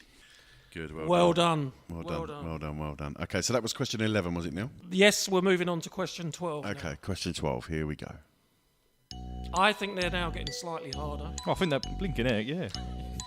What was Barney's first BDO major title back in 1995?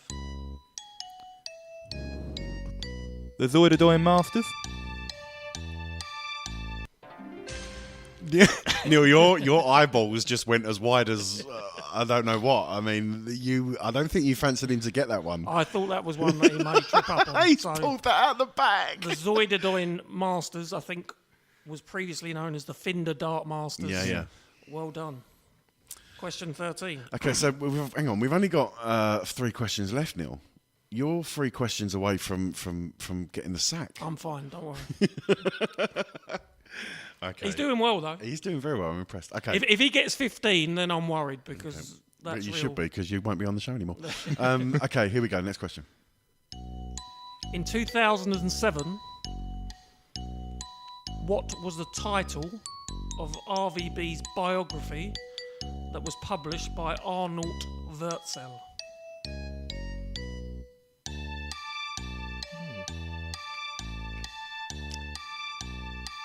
Not sure on this one. I Didn't think you would be.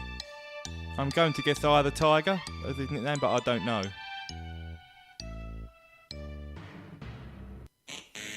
That is incorrect, Josh. He's got one right. Do you not own the book? Have you not got it? I'm not sure actually. I might well have, but I just don't know the title. Oh, sorry, Raymond. For someone that could tell me his exact date of birth and not have the book, I'm astonished by that. Is it Survivor? I assumed he would have the book. No, it's not. It's Barney, the Story of a Darts Legend. Okay. Even if I do say so myself. So Josh, you've got one wrong, mate. I'm afraid.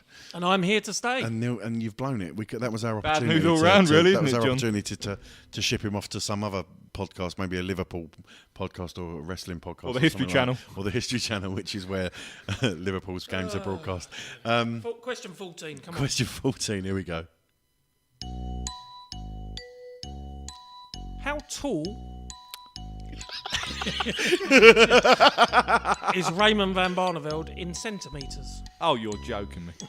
You must. Oh be yeah, having- because you would have had more of a chance if he'd have said feet and inches, wouldn't you? You claim to be his biggest fan. You should Hang know on. this. I don't claim to be his biggest fan. He's got plenty of fans. I would guess he's about 6'3". That's not centimetres. I know, but that's what I'm saying. You've met the man, haven't you? I have, yeah. Right, and you've stood next to him. Yeah. Well, Tall. Tall. Is that your answer? Tall. Come on, have a little think.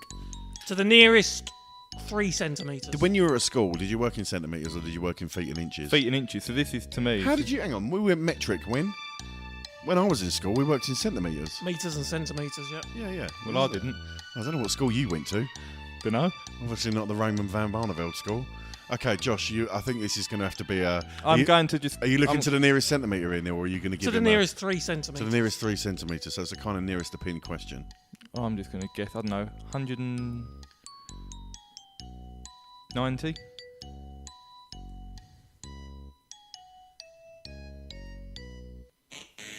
Incorrect. Raymond is 179 centimetres. Oh, well. It's not a million miles away. No, but, not that bad. But is he 6'3"?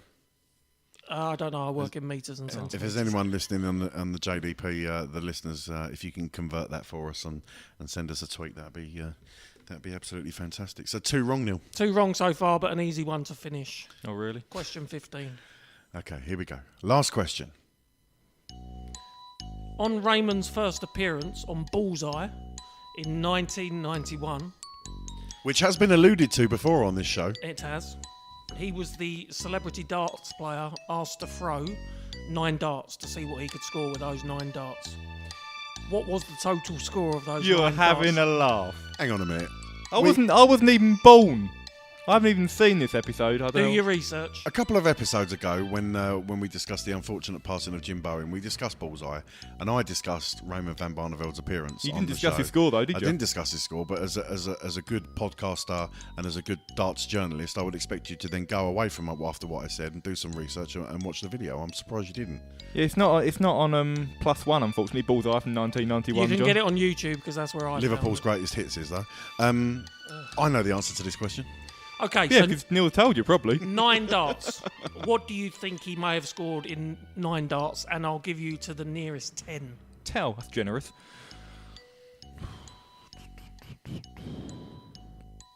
$241. Incorrect. It was 285. Close, but no cigar. I think he's done well, but Well, he got 3 wrong. yeah. He got 3 wrong. He got 12 out of 15. Started well, but yeah, they did get a little bit more challenging. I should have as got the we book went one. I should have got the book one. What's pleased me is I ranked them in order of difficulty, and he got the last 3 wrong. So I think the ranking was about right. What are you more upset about, Josh? The fact that you got 3 wrong, or the fact that you still have to share this podcast table with Neil for the next episode? Because I know which one I'm upset about. Do I need to answer that question, John? Probably not.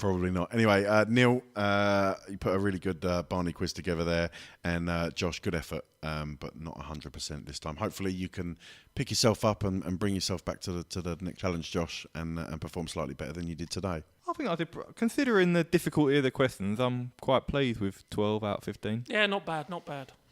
Okay, well that concludes this week's episode of Challenge Josh, and I'm sure we'll come up with something for you, Josh, next time that gives you a better chance of being 100% successful.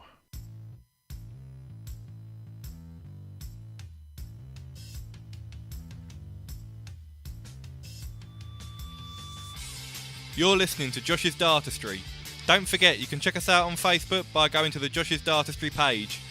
You can follow us on Twitter at Josh's Dartistry, or go to the website www.joshsdartistry.com for all the latest news and insight into the world of darts. You can also leave us a comment or a question via our voicemail box. Just call 07739 738 329 and leave us a message, and we may play it live on air. Now back to the show.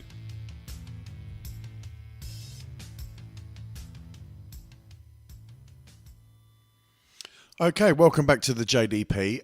We were about to move on to our news roundup section, but during the adverts there, I looked over and Josh happened to be on his mobile phone on Google and on Wikipedia, and I believe he wants to make some comments about Challenge Josh. Josh, what seems to be the problem? Well, we're just discussing a few of the questions that tripped me up on the Raymond van Barneveld quiz. Neil was talking about his height and the fact that he's won. I think you said your height was what? 181, yeah. And he said that's a bit strange because Barneveld 179 and he's taller than me, so he looked it up and he was in fact 189. And I said, well, this is awkward. I did even when I was reading the question and looking at the answer, I was thinking I don't think I'm taller than him, but I didn't want to declare that at the time. So what we're effectively saying is that you got the question and the answer wrong, Neil. No, there was a mistype from our admin department.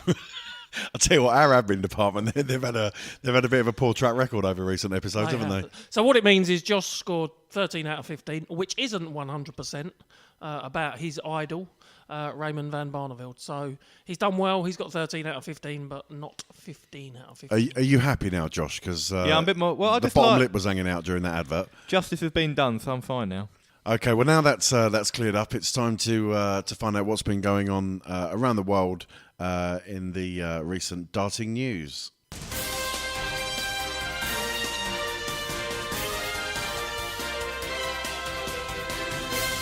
In the news.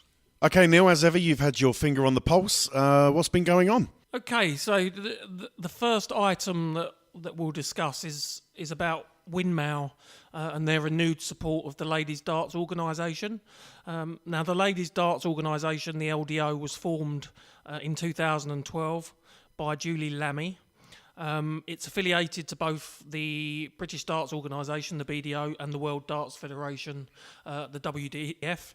And Windmill, as I say, have renewed their support, which includes exclusive sponsorship of the 7th Windmill Ladies Classic next month, which will be played at the Blues Club in Gainsborough on June the 24th. So, Josh, positive news there for the ladies' game. Yeah, definitely. Obviously, we referenced the BDO World Trophy in a previous segment and the incredible standard we saw there. Obviously, with Fallon Sherrock averaging 94. We've got some fantastic ladies players coming through. Bo Grieve, we haven't really mentioned her before on the podcast. She's a 14-year-old ladies player, but she's been playing some incredible darts, both in the youth section and obviously in the ladies section, winning tournaments. And there's a real kind of, conveyor belt of talent coming through in the ladies' games. This can only be positive news, I think.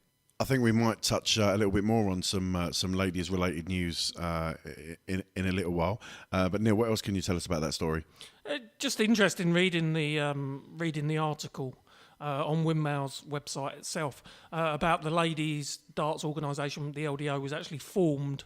It was actually created to promote the ladies' game after the BBC announced plans to cut back its coverage of the Lakeside World Championships. So it was put together to publicise the ladies' game. It's had an impact. I think the BBC now show at the Lakeside World Championship some of the ladies' darts. So doing good things, and Windmill offering great support for them. Yeah, fantastic news. Okay, Neil, what else have you got for us, buddy? Yeah, so switching back to the PDC, talking about one of our favourites, Corey Cadby. I think we all agree he's got a big future in the game. Yeah. Looking over the weekend of the 18th, 19th, 20th of May, 3 titles in 3 days, DPA titles. That's one hell of a trophy cabinet he must be building. It is, and I think it's the second successive treble of DPA titles that he's won. So that was held in Brisbane. I think there are now plans for him to return to the UK, and it'll be interested to see how he gets on later in the year. I think eventually we'll see him appearing consistently for the Australian team in the World Cup of Darts. Josh, what do you reckon? Yeah, as we say, obviously he's had a fantastic start to his life in the PDC. He won his tour card straight away, got to the final of the UK Open. He went back to Australia to get married, I believe, in March, and he's stayed over since then and had great success on the Australian circuit. But when he comes back, I'm sure he'll climb up the rankings. But we've got 2 good players in Carl Anderson and Simon Whitlock for the Australians. But I'm sure further down the line we will see Cadby in the World Cup. Okay, Neil, anything else for us today? Yeah, so something from the PDC website itself. Bit of fun they had called the Betway Stage Party Trick Challenge. So there was 3 players, World Cup of Dart stars, Michael van Gerwen, Rob Cross, and Daryl Gurney, who were asked to compete in this bit of fun. And there was 3 particular games that they played. Game 1 was the spinning dartboard. and I encourage you to log on to the PDC website or YouTube to watch this. The dartboard was spinning at quite a speed. When I participated in Lord of the Board earlier, it felt to me like the dartboard was spinning, believe me. The results indicated that they were. So the first one, as I say, game one was the spinning dartboard. And it was travelling at quite a pace, and the winner of that was Michael van Gerwen. Yeah, I watched the video of that. He was pretty good. He was very good. You sound surprised. He's the world number one. No, but come on. I mean, when the board's spinning, surely it's a bit of a lottery. If you look at the darts, they group them quite well. Yeah. He timed it very. I reckon they had quite a bit of practice. It's muscle memory, though, isn't it? It's muscle memory. Yeah, but how, you can't. They probably had 10, 15 minutes practice before they went live, and to compete with the accuracy that he did on the spinning dartboard is just out of this world. So next time we're in church studios, Josh, we will try the spinning dartboard. I've got to phone Colin up and tell him he's got to fit some sort of motorised device to his board and get it spinning. Okay, game two was dizzy darts, and that involved the 3 competitors spinning round until they were dizzy, and then they were asked to throw a dart when they were dizzy, and the winner of that was the world champion Rob Cross. I thought it would have been Dave Chisnell. Yep. Good joke there, John. Good darts related joke. Well done. I'll tell you what, I'm wasted on you two. Moving on.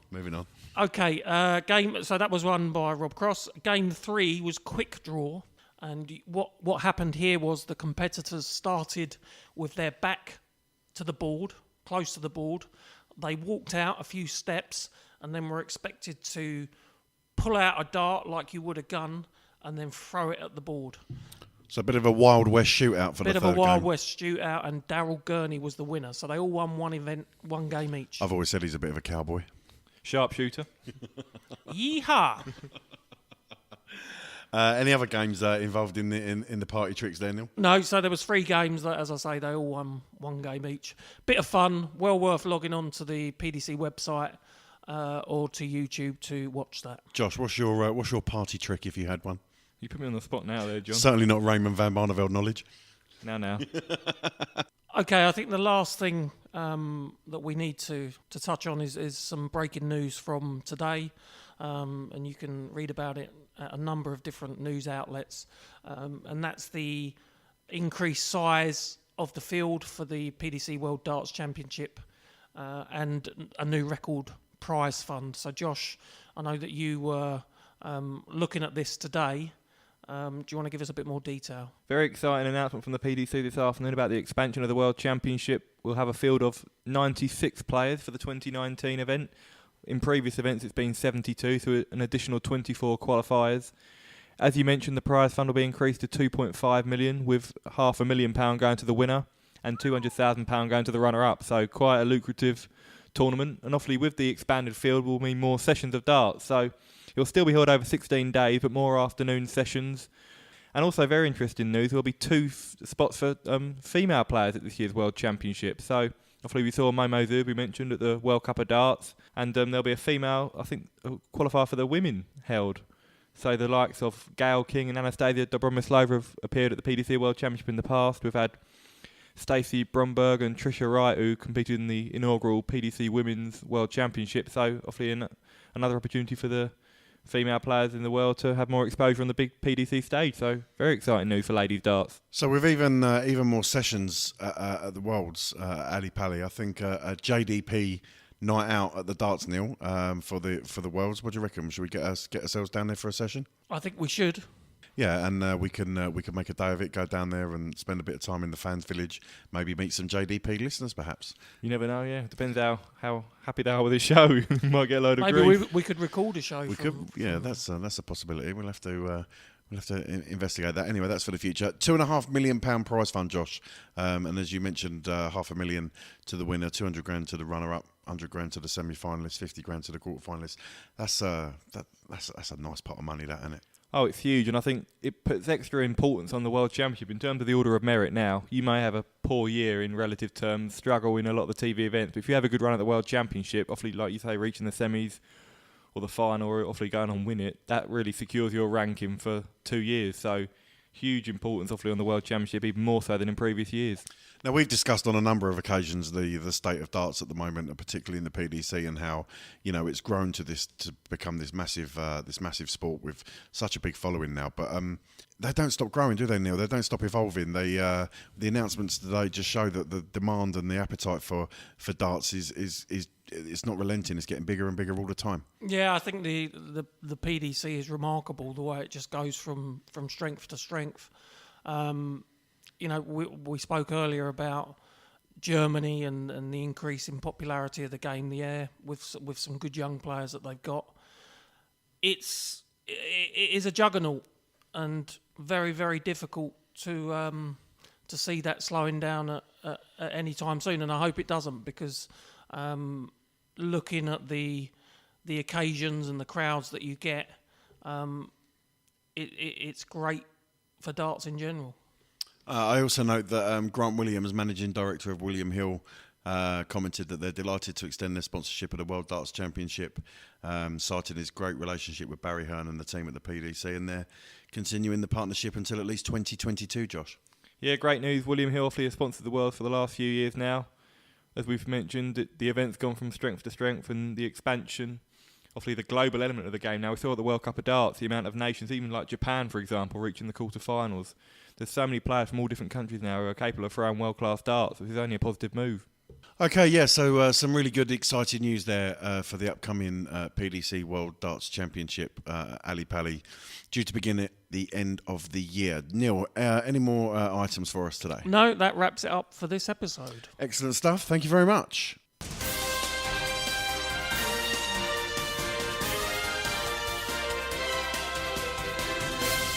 In the news. Hi, this is Rod Studd from Sky Sports, and you're listening to Josh's Dartistry podcast.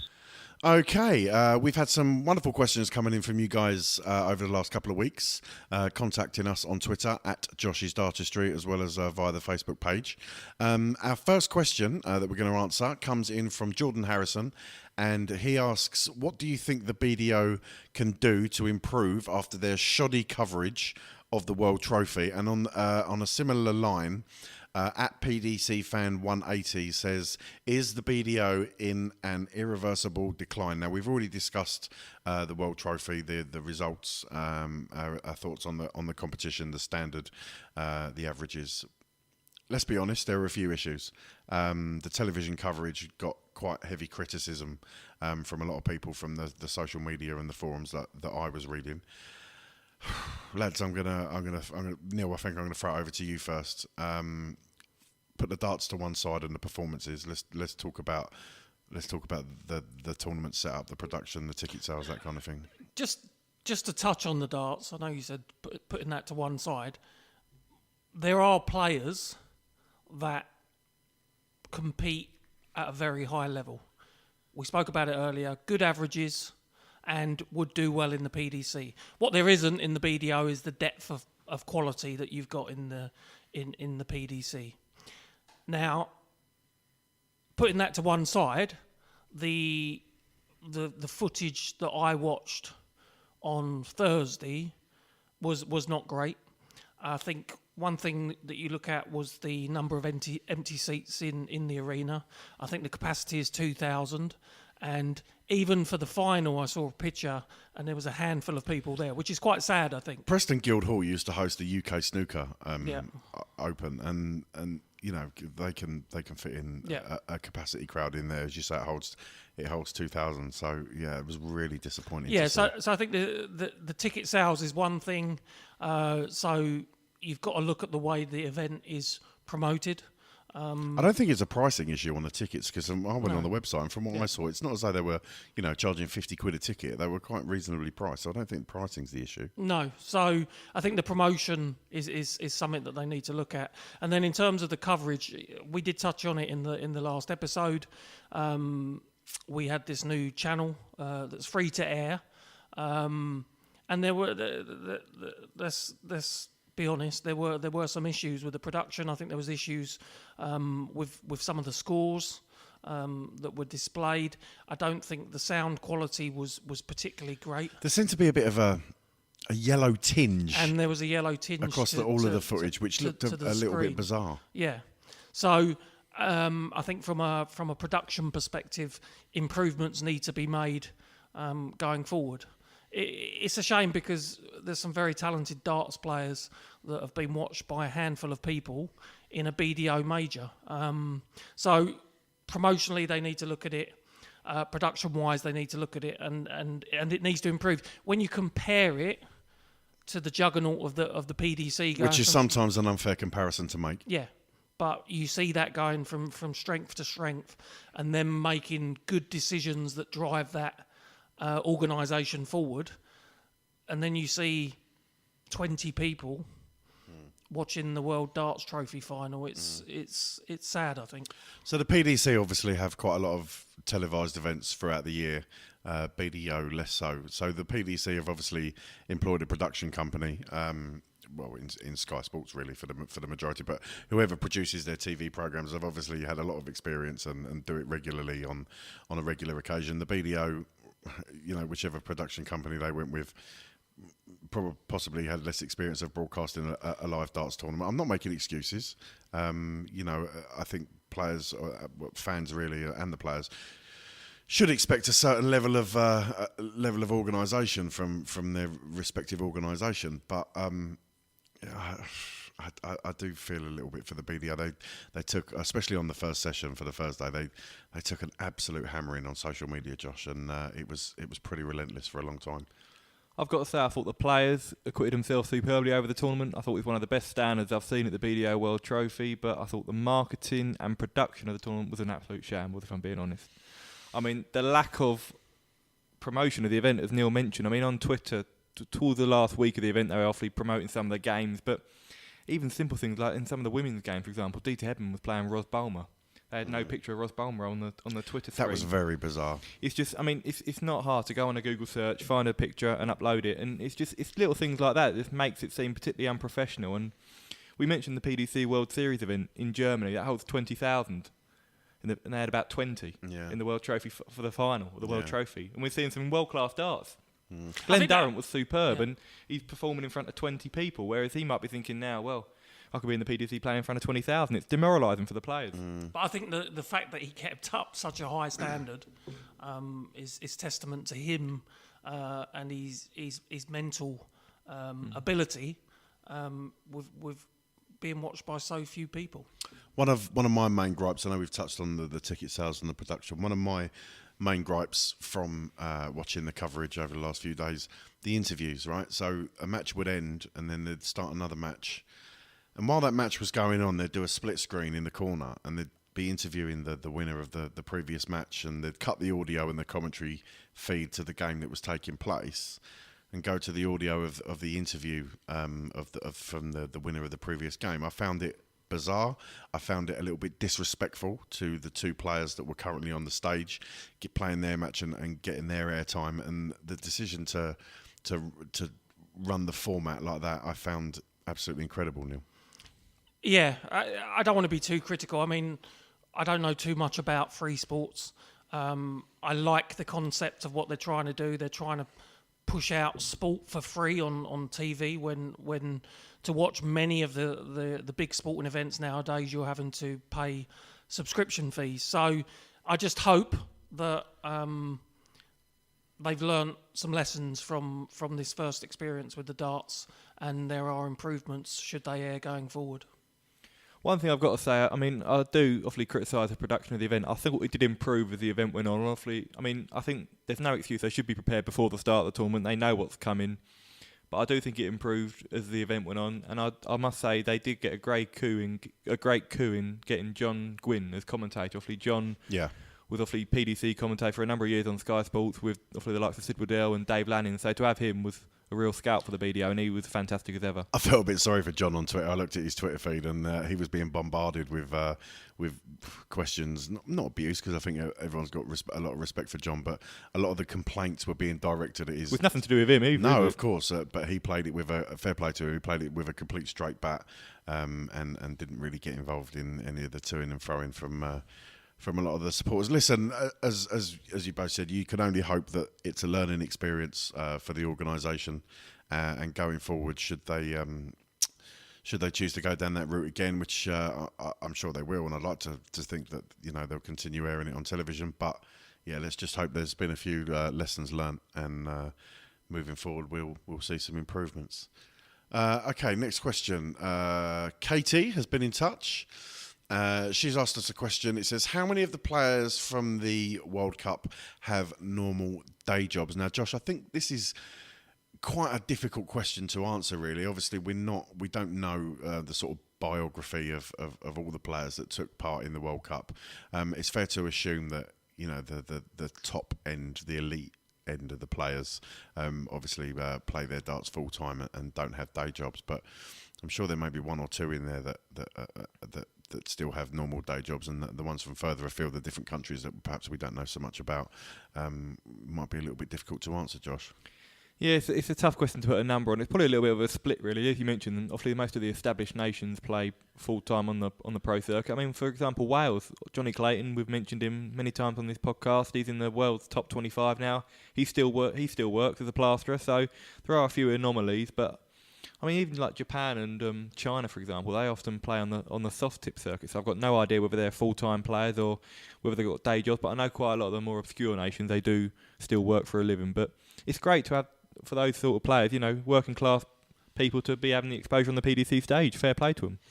And talking of people who are still working and having the exposure on the stage, obviously the larger majority of the BDO players, have day jobs still, and are not always committing to their darts 24 hours a day, 7 days a week. So it's nice to see those guys, despite the production's problems, getting their chance to shine on the television stage. And it's testament to the performances they're able to produce as well. I mean, if they had the time to dedicate, 5-6 hours a day practicing, who knows what they could produce. But I mean, they're still playing some great darts. As we mentioned, I thought the standard at the World Trophy of darts itself was brilliant.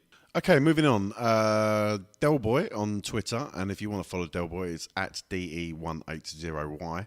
Delboy asks, should the criteria for pairs be looked at? Obviously, assuming that he's discussing the World Cup there. Josh, should the criteria for pairs be looked at? Yeah, I presume Del's talking about in terms of, usually the World Cup this year is done in terms of order of merit rankings. For example, Rob Cross and Dave Chisnell were the two highest ranked players for England. But there may have been a case in terms of, there was certainly a case. I think Michael Smith was more in form than Dave Chisnell. He had a fantastic run in the Premier League. Chizzy's been inconsistent for 18 months. But I think it's more straightforward if it's just purely on rankings. I mean, it's a 2-year rolling order of merit. Although Chizzy's had his problems, he's still there on merit. He's the second highest ranked Englishman, and I think he deserves the right. But England may well have had a better chance with Michael Smith. So it's a difficult one to answer, but I think the criteria they've got at the moment, I think it works. Josh, was there anyone else omitted from their World Cup team that you perhaps thought had a good case for being included outside of the England team? Is there anyone else that springs to mind? It's difficult. There's a lot of competition now. I mean, for example, Wales have got Jamie Lewis, who reached the World Championship semi-finals. He did well in his World Series debut in Germany, but Johnny Clayton's been superb this year, and he deserves his spot. So there's a lot of players who may have acquitted themselves well, but I think all the players that were selected for the World Cup or qualified deserve their spot. Neil, it's nice to know that every sport suffers their criticisms when it comes to selections for the World Cup. The football's not out there on its own. No, no, absolutely. But with football, it's a lot more subjective, isn't it? Because that's based on the manager's opinion. So it depends, doesn't it? It varies across sport. So with darts, it's based on the order of merit. Football, it's based on the manager's opinion. For other things like the Ryder Cup in golf, you get a mixture of the two, how they perform on the tour, and also some wild card picks as well. So interesting. Okay, let's move on. At Mark Spite on Twitter has asked, what are your views on Paul Lim? Should he get recognition at the PDC Awards / Hall of Fame? Let's go to Neil. Well, I think the thing to note with Paul Lim, and I picked this up from a tweet from Wayne Mardle, friend of the show, is that Paul Lim, I think he's 64. Yeah, that's right. His dart stats now are as strong as they've ever been. And in what other sport do you get a person peaking at the age of 64? So bowls. Really? Can you name some bowls? Do you know what the bowls players these days? You watch the World Championships now on BBC Two. The bowls players they're younger than ever now. I remember gone are the days with David Bryant smoking his pipe and Tony Alcock. Yeah, those days are well the two over. I mentioned. So, 64 years old, has played competitive darts for a long time. Yeah. And has got better to the point where he's playing his best darts at 64. So well deserving of recognition, I think. Josh. Yeah, Paul Lim's a complete legend. Obviously, he got the first ever World Championship 9 darter back in 1990. Came agonisingly close to repeating that at the last World Championship against Gary Anderson. Can you imagine that if he'd have done that, the roof would have absolutely gone off the place? I was there. I was actually watching stage side, and the atmosphere was in. I mean, I was so disappointed, so gutted. I mean, it was still a great moment. It was still one of my most memorable moments from the Worlds, but it would have been Gary Anderson was gutted for him as well. I mean, Gary Anderson idolises Paul Lim, but he's a gentleman of the game. Fantastic ambassador. Comes across as a real nice guy, Paul. Yeah, great ambassador for Asian darts, and I'm sure he will be recognised by the PDC, but at the moment he's still an active member, but I'm sure going down the line he will because he's a legend of the game. Okay, at James Punt on Twitter asks, after 7 consecutive years being held in Germany, isn't it time another country hosted the competition? I'm sure he's talking about the World Cup of Darts here, Josh. Yeah. I'm sure the Netherlands could sell just as many tickets, and at least they win it most of the time. Josh, what are your thoughts? Yeah, I think this is a good question. I mean, I can completely understand why the PDC have opted to host it in Germany. I think they've identified Germany as one of the nations viable for the growth of the game, and I think they've been proven. Obviously, you look at the European Tour events now, crowds are selling out by the dozen. You've got obviously the Premier League in Berlin, the World Series in Germany, 20,000 tickets sold. But I do agree. I mean, you see the World Cup, for example, of football, that's hosted in different countries every 4 years. We were chatting about this issue at Sky over the weekend, and there were some suggestions made to me that it could be almost like a Eurovision concept where the winner then gets to host the next event. And obviously the Netherlands have won it the last 2 years, and we've seen in Rotterdam, the Premier League, how well that's sold out, although there's only been 2 winners of this, like the Netherlands and England, so that may not solve much of the issue itself. Anyone who knows anything about Eurovision, Josh, knows that you should steer well clear of it, because that competition is an absolute farce, but that's another subject, Neil. But on a serious note, home advantage is seen, as a benefit, isn't it? So yeah, cut down on the travelling time to get to the event. You're going to be more relaxed going into it, surely. Yeah. With also the fans as well, the crowd getting behind you, they can put off your opposition. It's a big advantage. We've seen in football World Cups, very often, whoever hosts the World Cup usually has a good run, whether they win it or not. Yeah. But I'm sure it's purely business reasons. I'm sure the PDC, as Josh mentioned earlier, probably look at Germany as a bit of a hotbed and a good place to go to and to help expand the game. But I don't disagree. On the issue of fairness, I think perhaps it's time that the event was rotated around for players' benefit and fans' benefit alike. I think it'll be difficult though. I mean, you can't host in different countries every year. There's only a certain amount. I think you may have the facilities and the capacity to host the event in the same manner as Germany. I reckon there must be at least 5, 6, 7 nations that will be in a good position to host it in terms of facilities. Especially when you go to Australia, North America, you've got Canada and you've got the US. We got obviously Holland, England. They do like Wales, even with Cardiff. But that's not. I mean, look at snooker, the World Snooker Championship. Always held in Sheffield at the Crucible. Yeah, very true. That's a tradition. It's not the same though, because obviously this is a World Cup in terms of nations. That's not in terms of this is obviously favouring Germany, whereas I don't think the Crucible has that element of favouritism or advantage. Is there a World Cup of snooker? Not that I'm aware of. Not a massive snooker fan. There's a Mosconi Cup in Poole, isn't it? Yeah. I don't know. It just seems a little bit strange to me. I must admit. I agree with. I agree with James. I think it should probably be. Although James doesn't really state what his opinion is. He says 7 consecutive years being held in Germany, isn't it time? Oh, maybe he does agree. I don't know. But yeah, I would swing towards it should be sort of rocked and rolled around a little bit personally. Okay, at Team Jackpot. Now that name would possibly give away the fact that this gentleman might be a big Adrian Lewis fan. His question is, will Adrian Lewis win a major this year, Josh? Tough question to answer, and we've had this question about the likes of Rob Cross, Michael Smith already on the podcast. Adrian Lewis is a 2-time world champion. He's a class player.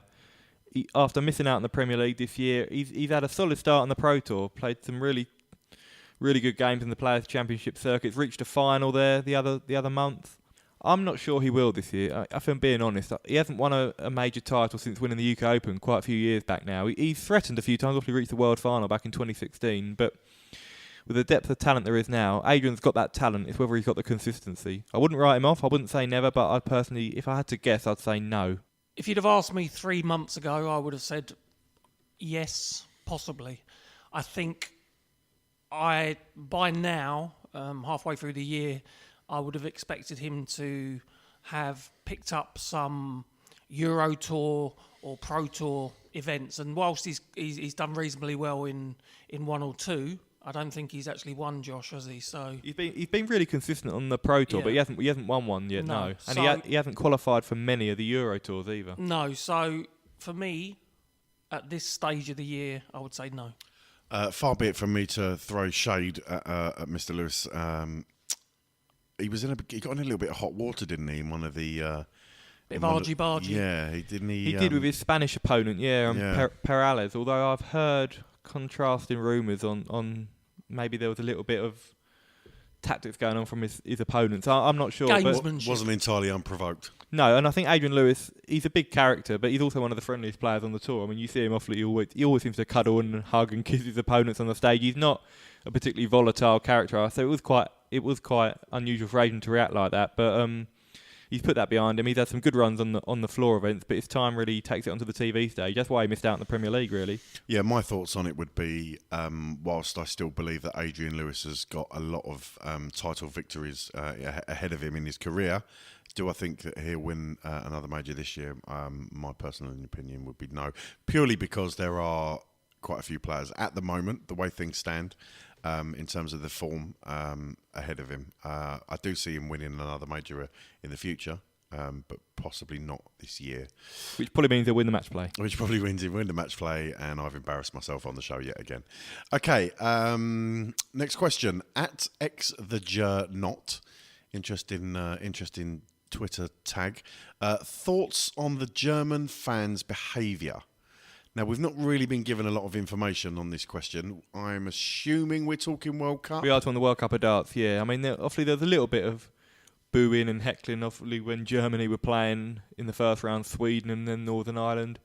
But again, when it's a World Cup, it's inevitable. You've got home advantage. The German fans are packed in to support their nation.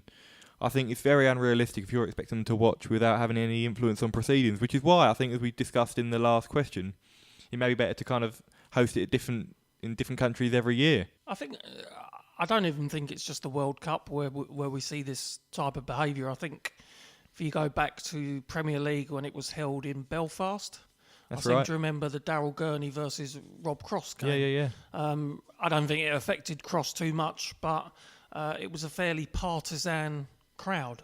So I don't think it's just limited to the World Cup of Darts. I think it happens at other venues around the world also.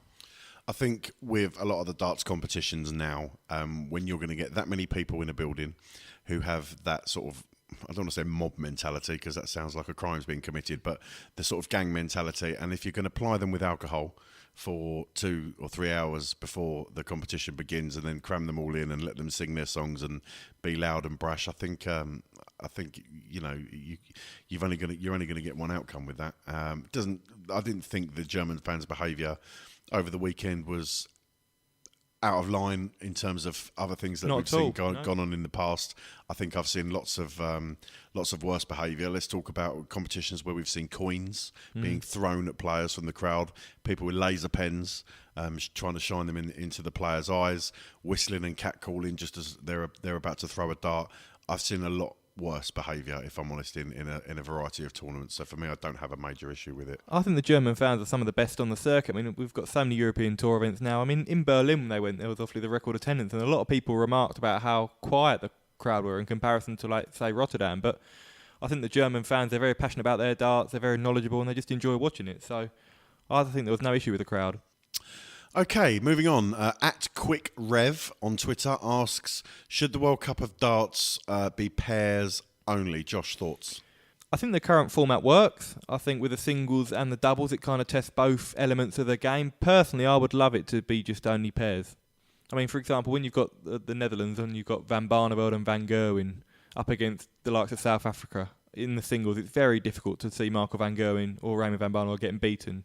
I mean, they're superb in the pairs format as well, don't get me wrong, but it's a bit more of a leveller because they're not used. A lot of the top boys on the PDC circuit are not used to playing pairs, whereas in more of the obscure countries, it's quite a common format used. So I'd love to see pairs. Like for the World Cup final last night, how good would it have been to see Wright, Anderson and Van Gerwen Barneveld playing best of 19 doubles? It'd been great. I'd have loved to see that.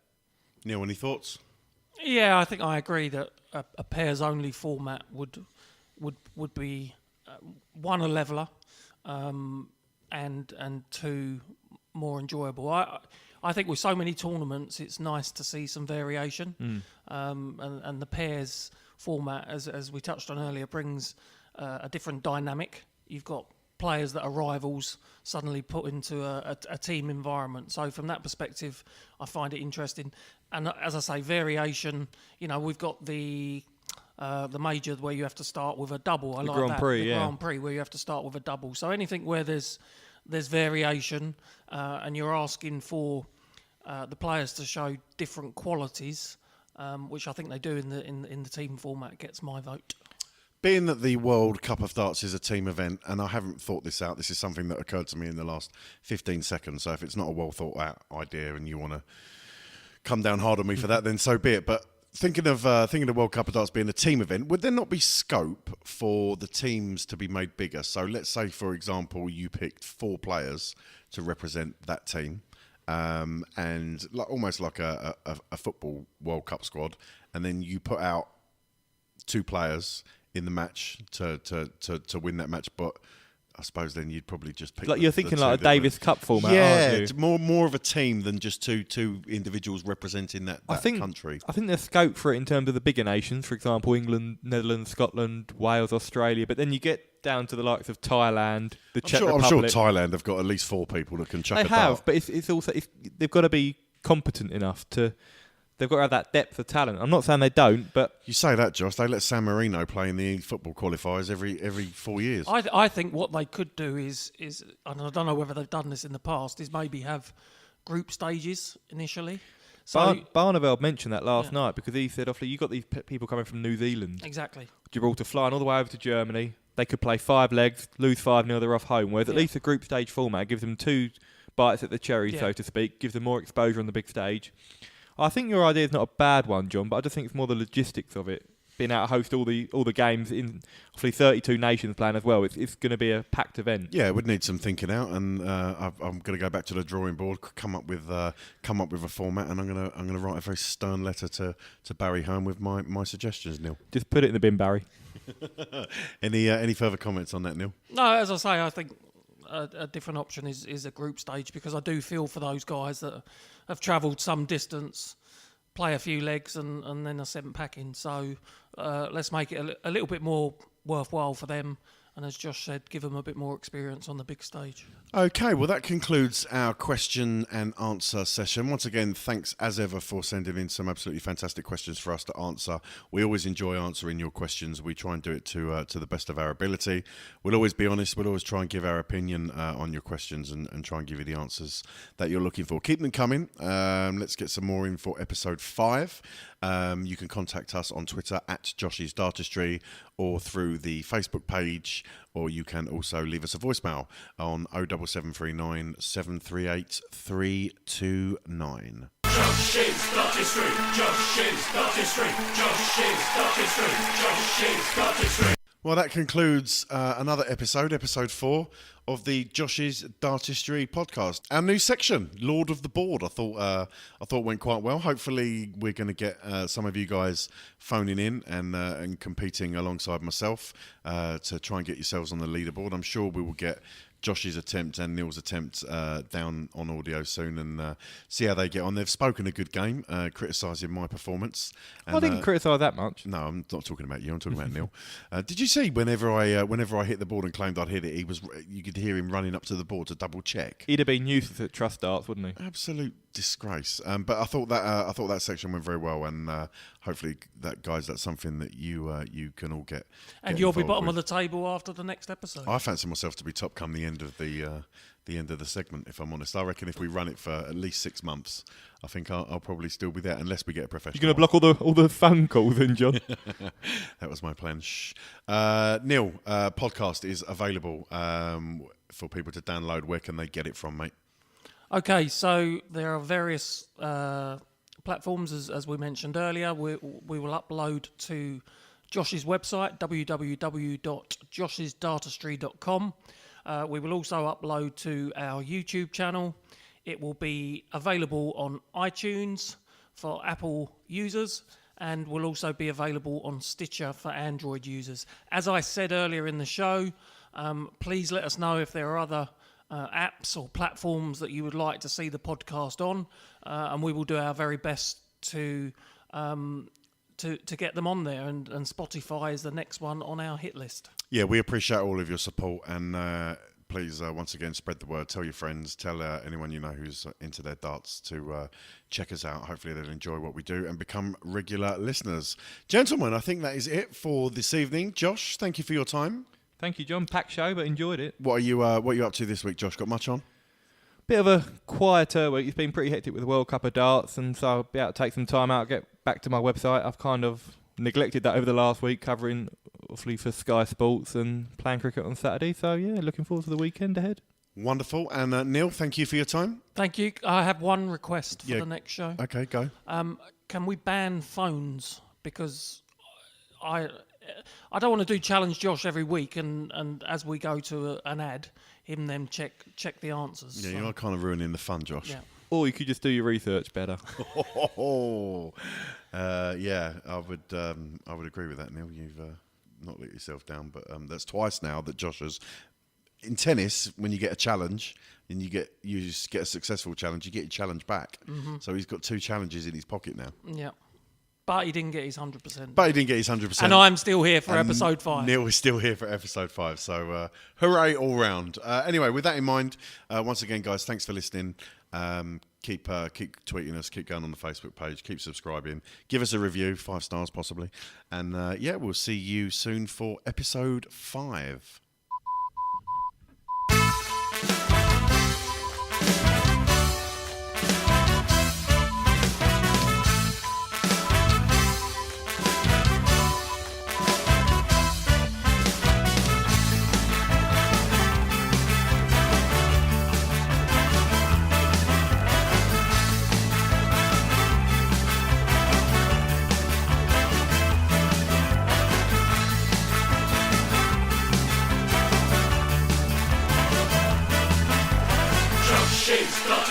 Josh's Dartistry, Josh's Dartistry, Josh's Dartistry.